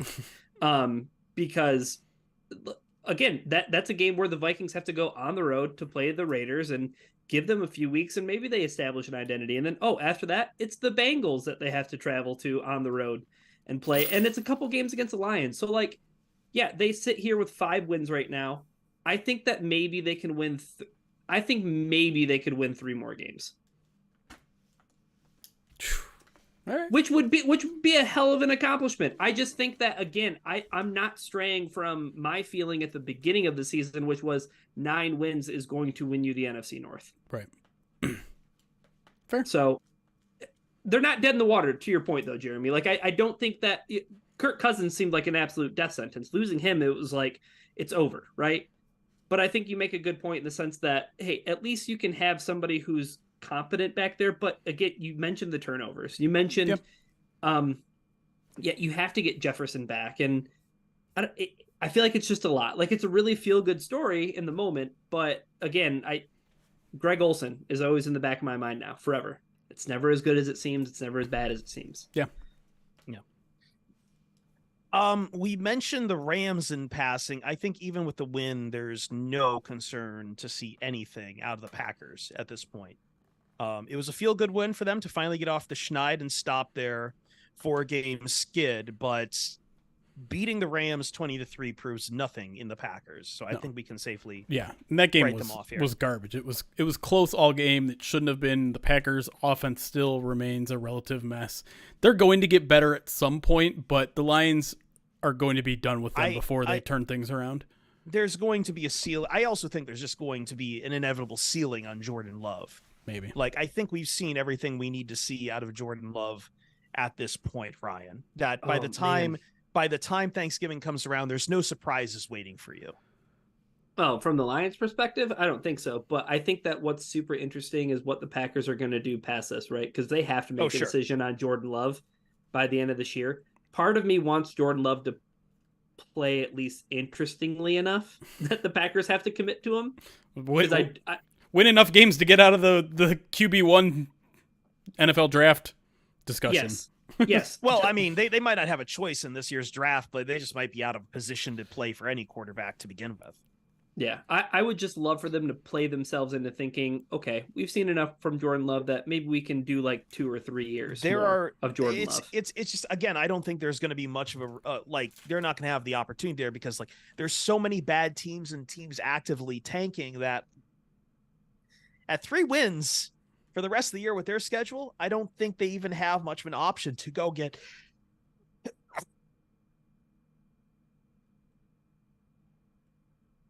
I don't even think they're going to have an option to go get someone else, really. Wasabi. Oh my God. I just think with the rest of the picture that's out there of teams that have terrible records, of teams like the Giants who are going to join this pile of teams that are needing a quarterback and finally facing the music, that the Packers are going to have much of a chance to go get someone else. There's already too many teams that just need the services of a quarterback that the Packers might be the last musical chair left standing. I want to go over to the rest of the NFC playoff, though, to go up beyond the North. So I think we've established at least 2 wild card teams in the Seahawks and the Cowboys. Although if you're asking me of those two, who could fade out, the Seahawks feel like they could still fade from this picture entirely. I think honestly, I think the top 6 teams, maybe even the top 7 teams in the playoffs are already set. I know that sounds ridiculous to say at the halfway point. Well, let me ask you then. Can the Eagles hold on to number 1 seed? Yeah, of course they can. They might be the best team in football. And I know everyone's saying schedule. You're not wrong. They've got a gauntlet ahead of them, but they're also quite arguably the best team in football. They dominate on the trenches on both sides of the ball, and they're getting their bye week here before they have to play the Chiefs. Sure. And I mean, listen, like, I know I don't want to get into a big tush-push debate here, but that is one of the biggest weapons that you can have in football right now, where a 3rd and short is automatic, is an incredible tool. Or guess what? If it's 3rd and 3, you can set yourself up twice. for 4th and 1, right. and you're fine. Yeah, you just run it twice. I will have that argument. It's fine to have that play, and like people should try to stop it if they're complaining about it so much. That's all. Can I ask you though, Jeremy? Like, what about the concerns about Jalen Hurts' health, like the knee? You know what I mean? And, sure. And does it feel like all of a sudden that becomes a house of cards with? I mean, how critical is Jalen Hurts to that, right? Like, it's super useful when you have a quarterback who can squat over 600 pounds. You know what I mean? That said, they've got the receiving weapons that if Jalen Hurts just wants to drop back for the rest of the year, like Tyreek Hill's taken a lot of attention away from the fact that A.J. Brown is phenomenal this year. Just absolutely phenomenal.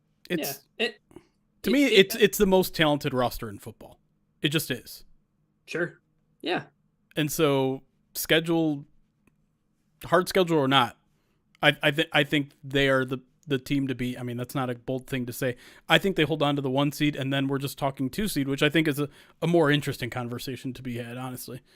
They're the Eagles, to your point, they have that little 5-game stretch, right? But their final 3 games are Giants, Cardinals, Giants. Right. Yeah, I mean, no, that's easy cooking going into the playoffs. Yeah. So what do we think then on speaking 2 seed of the 49ers, who also had their bye this week? They're going on the road against the Jaguars. That's not a completely easy game. I mean, it should be by their talent, but they're on the bad side of a 3-game losing streak. Yeah, I mean, the NFC West is really interesting right now because I think the Seahawks and the 49ers are both really good teams that are right in the same right on the same tier as the Lions, and they're both going through some tough times right now, but I have full confidence both teams are going to bounce back. Well, I will say one thing, and Ryan, you can check me on this if you want. Like, I wasn't that impressed by the Chase Young trade. Like, on paper, it looks very good, but like Chase Young just hasn't shown you that production in the NFL yet that I think warrants the amount of talk around Chase Young.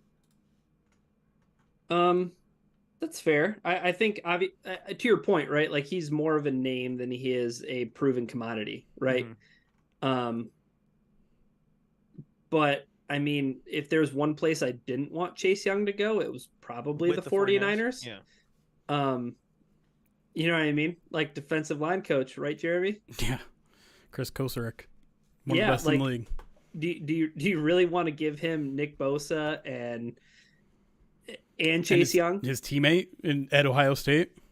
Yeah, it's the one place where I didn't want him to go. So maybe if he can, though, it feels like a swing, obviously worth making for the 49ers. Mm-hmm. If Chase Young can play up to the player that people thought he was going to be, then you're talking about, I think, the best defense in the NFC for sure. Mm-hmm. I think what about the other side of that ball, though? Right. Brock Purdy is a huge question, right? He did not head into the bye week giving off a lot of confidence, right? Which is a huge turn from before the season where nobody could ask questions of Brock Purdy. It's moot. This was Mr. Irrelevant. It's working. And through 5 games, it was. And now it hasn't. Yeah. I think what you've seen though in San Francisco is some of the things haven't been perfect. You know what I mean? And I think a lot of the criticism that people have about Jared Goff is you need conditions to be perfect in order for him to succeed. That goes, twofold for Brock Purdy. Right. You lose Trent Williams also, for a game. And if Deebo Samuel gets hurt, name what you want. Real quick, the last thing I want to say though is to that point though, like that game against Minnesota, like Purdy clearly got concussed. You know what I mean? And like his splits after that play where he got hit in the head, completely different. So I mean, again, like the Lions, we just saw Jimmy Garoppolo play. Yeah. Kyle Shanahan took Jimmy Garoppolo to the Super Bowl. Looking at the 49ers schedule, Jacksonville provides them a tough battle, and that is a west going east game for the 49ers as well, which isn't as stark for the 49ers as someone like, say, the Seahawks historically, but still historically the data is there that west going east, you do struggle with those kind of games. Then you're hosting Tampa, which I'm not sure what to do with Tampa Bay at this point, Jeremy. They're bad. I feel like we've hit that point again with Baker Mayfield. In Seattle for a game that could really determine that division.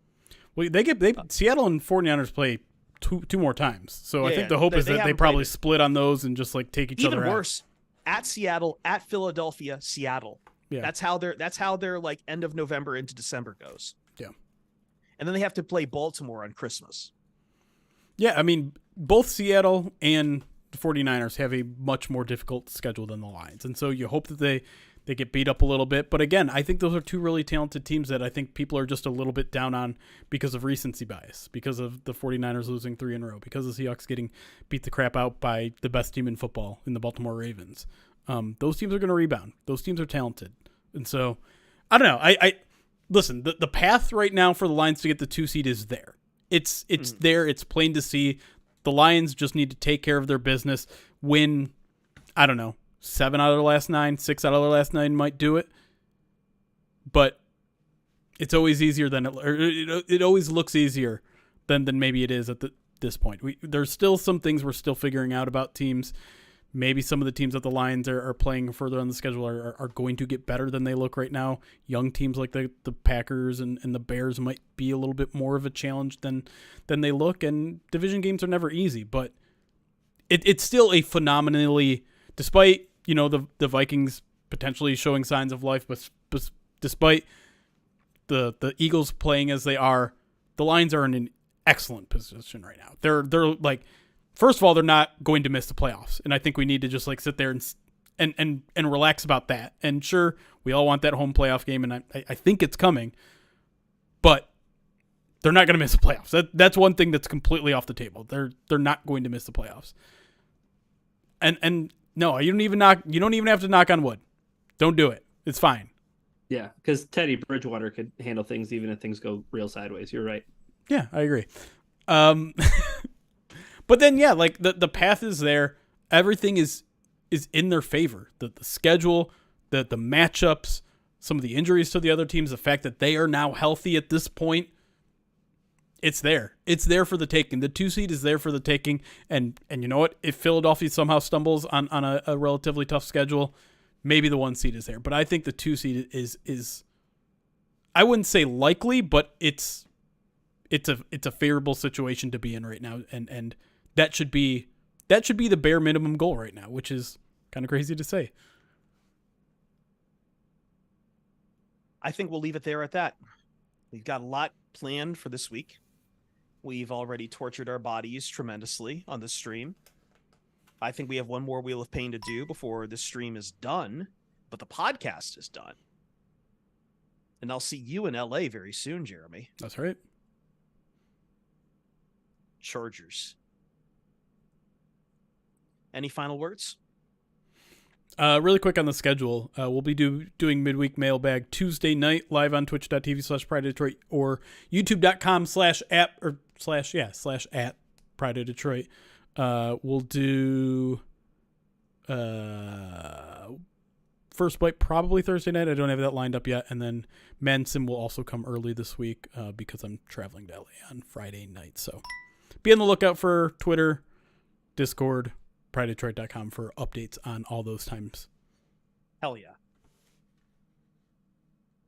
Ryan, anything else? Go Red Wings.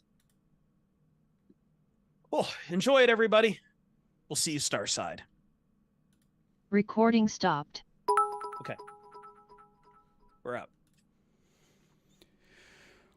All right. All right. Don't even waste any time. Just spin that. Well, really quick, first of all, Quirky Zerky, thank you for the 100 bits. Says we are talking about the Lions getting the 2 seed. What a turnaround for this franchise. Yes, sir. And Drew Falcons dropped a $50 donation in the middle of that stream as well. Oh, yeah. Thank you, Drew Falcons. Appreciate it, buddy. Okay. I would like to, yes, indeed, spin the final Wheel of Pain. Then we'll have to bring out the eggs as well. Hold on one second. Ryan, if you're prepared for that. Yeah. Great. I'm going to also make the executive decision that we're not doing another wasabi spoon. Not going to allow it. And then I should probably cook dinner. All right. Yeah, there's a good comment, Jeremy. Somebody said that those your parents look awfully proud of you behind you. Oh, that was the worst burp I've just taken. I'm going to say that's the best Matt Patricia has ever looked. Legit, he looks felt. Yeah. Thank you for the subscription, Nick Fogo. Appreciate it. Oh, you know what? I was supposed to write. That reminds me. I was supposed to write DC Boys on my head. I'm going to save that for another stream. Jill saying there's an ad that's running. Oh. I will. Oh, wait then. Yeah, we got 30 seconds of ad time, so I'll wait. I'm not looking forward to my pick tonight. I'm hanging on to 5th in spreads in picks against the spread on Tally site, which, by the way, shout out to Ryan, who on the money line is where are you? You're very high. Oh, I thought you meant where am I located right now? Where are you? No. I mean, I just on here for the season. I think you I are was second. You're second. Ooh, nice. You are 97, 38, and 0 right now. 72%. Hell yeah. Oh, Jesus. Excuse me? And then, on spreads, I am 75, 52, and 6 at 59%, which is really good for spread betting. By the way, That's Chargers look to be up 2 touchdowns already. Yeah, so. I think this is bad for me. I think I have Jets plus the points tonight. All right. Let's spin the wheel and get this over with. Really trying to will a Brandon Staley midseason firing into effect here. Nah, it's not happening. All right, here we go. We're gonna spin this. I got rid of wasabi because we're not doing it. And I think we've done enough. All right, 3. What's Saltine Serenade? Saltines stuffed into Ryan's mouth while he tries to sing Gridiron Heroes. Oh, I could. I'll go get some saltines. I love saltines. All right. Anonymous, thank you for gifting a sub to Jill. Appreciate you. And here we go. Spinning the wheel. In 3, 2, 1.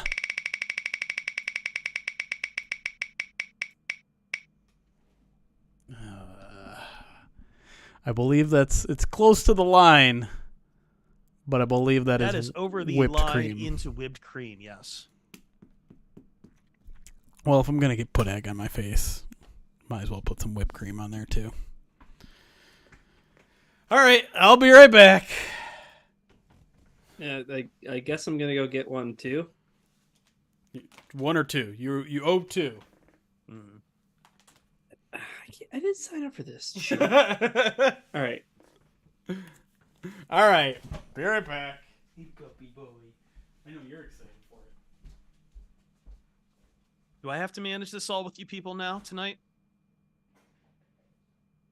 Well, college basketball's back tonight. College basketball's back tonight. Monday Night Football. What are we watching? What are we watching, folks? Now that you're done watching us. I'm going to take my sweatshirt off. I should check out college basketball tonight. I know Michigan State is playing on the Big Ten Network, but haven't really decided and not sure if I want to watch this Monday night game yet. Monday Night Football in the Pistons, Jets in New York accent. All about the Jets, baby. Love the Jets.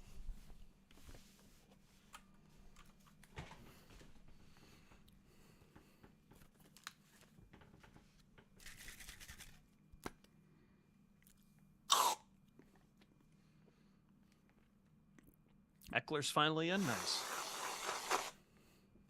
Wait, there was a donkey? There was a video game donkey on the Manning cast? What? He's a YouTuber. donkey? He's very funny. They did one of the donkey voice drops. Is that what it was, J-Dubs? Oh, donkey. My bad. So it was a donkey on there. Okay.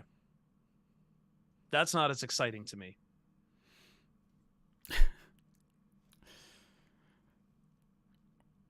You look pretty happy, buddy. I'd take the hat off. I'm planning on it. I take. Oh gosh, this just seems so like unnecessarily messy. Yeah, no, this I don't know if this is going to return for November 2024. No, it shouldn't. Let's go desktop. Yeah. You want to go first?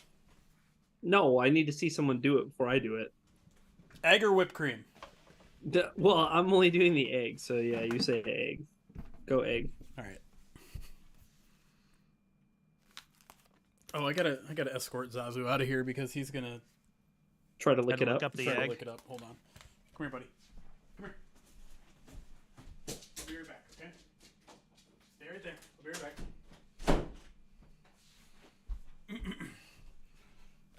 All right. Take the glasses off.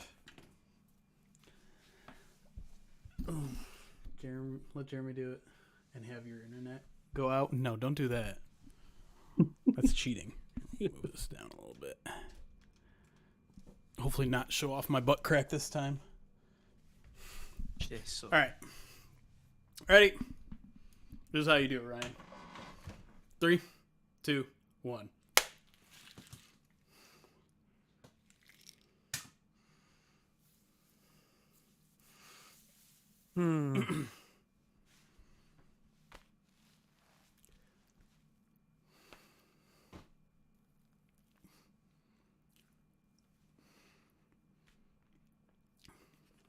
Oh no. I touched.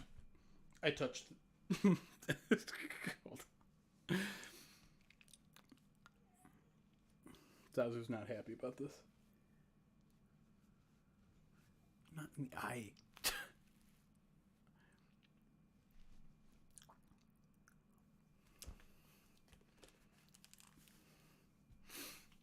All right, I'm ready for you. Okay.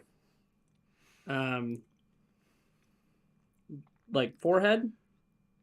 It depends what you want. Just smash it, man. Just smash it. Top of the head's nice for your open hair, palm but it slap looks better on the into forehead. the forehead. Like here, and then just bring my hand? Just No, put in whatever. your hand and slam it on your forehead. Like, you think I should just, like, do that? Yeah. Yeah, that works. There you go. Mazel tov. This is so dumb. I hope that wasn't a great sweatshirt you wore. That wasn't like a really good sweatshirt you're wearing right now either.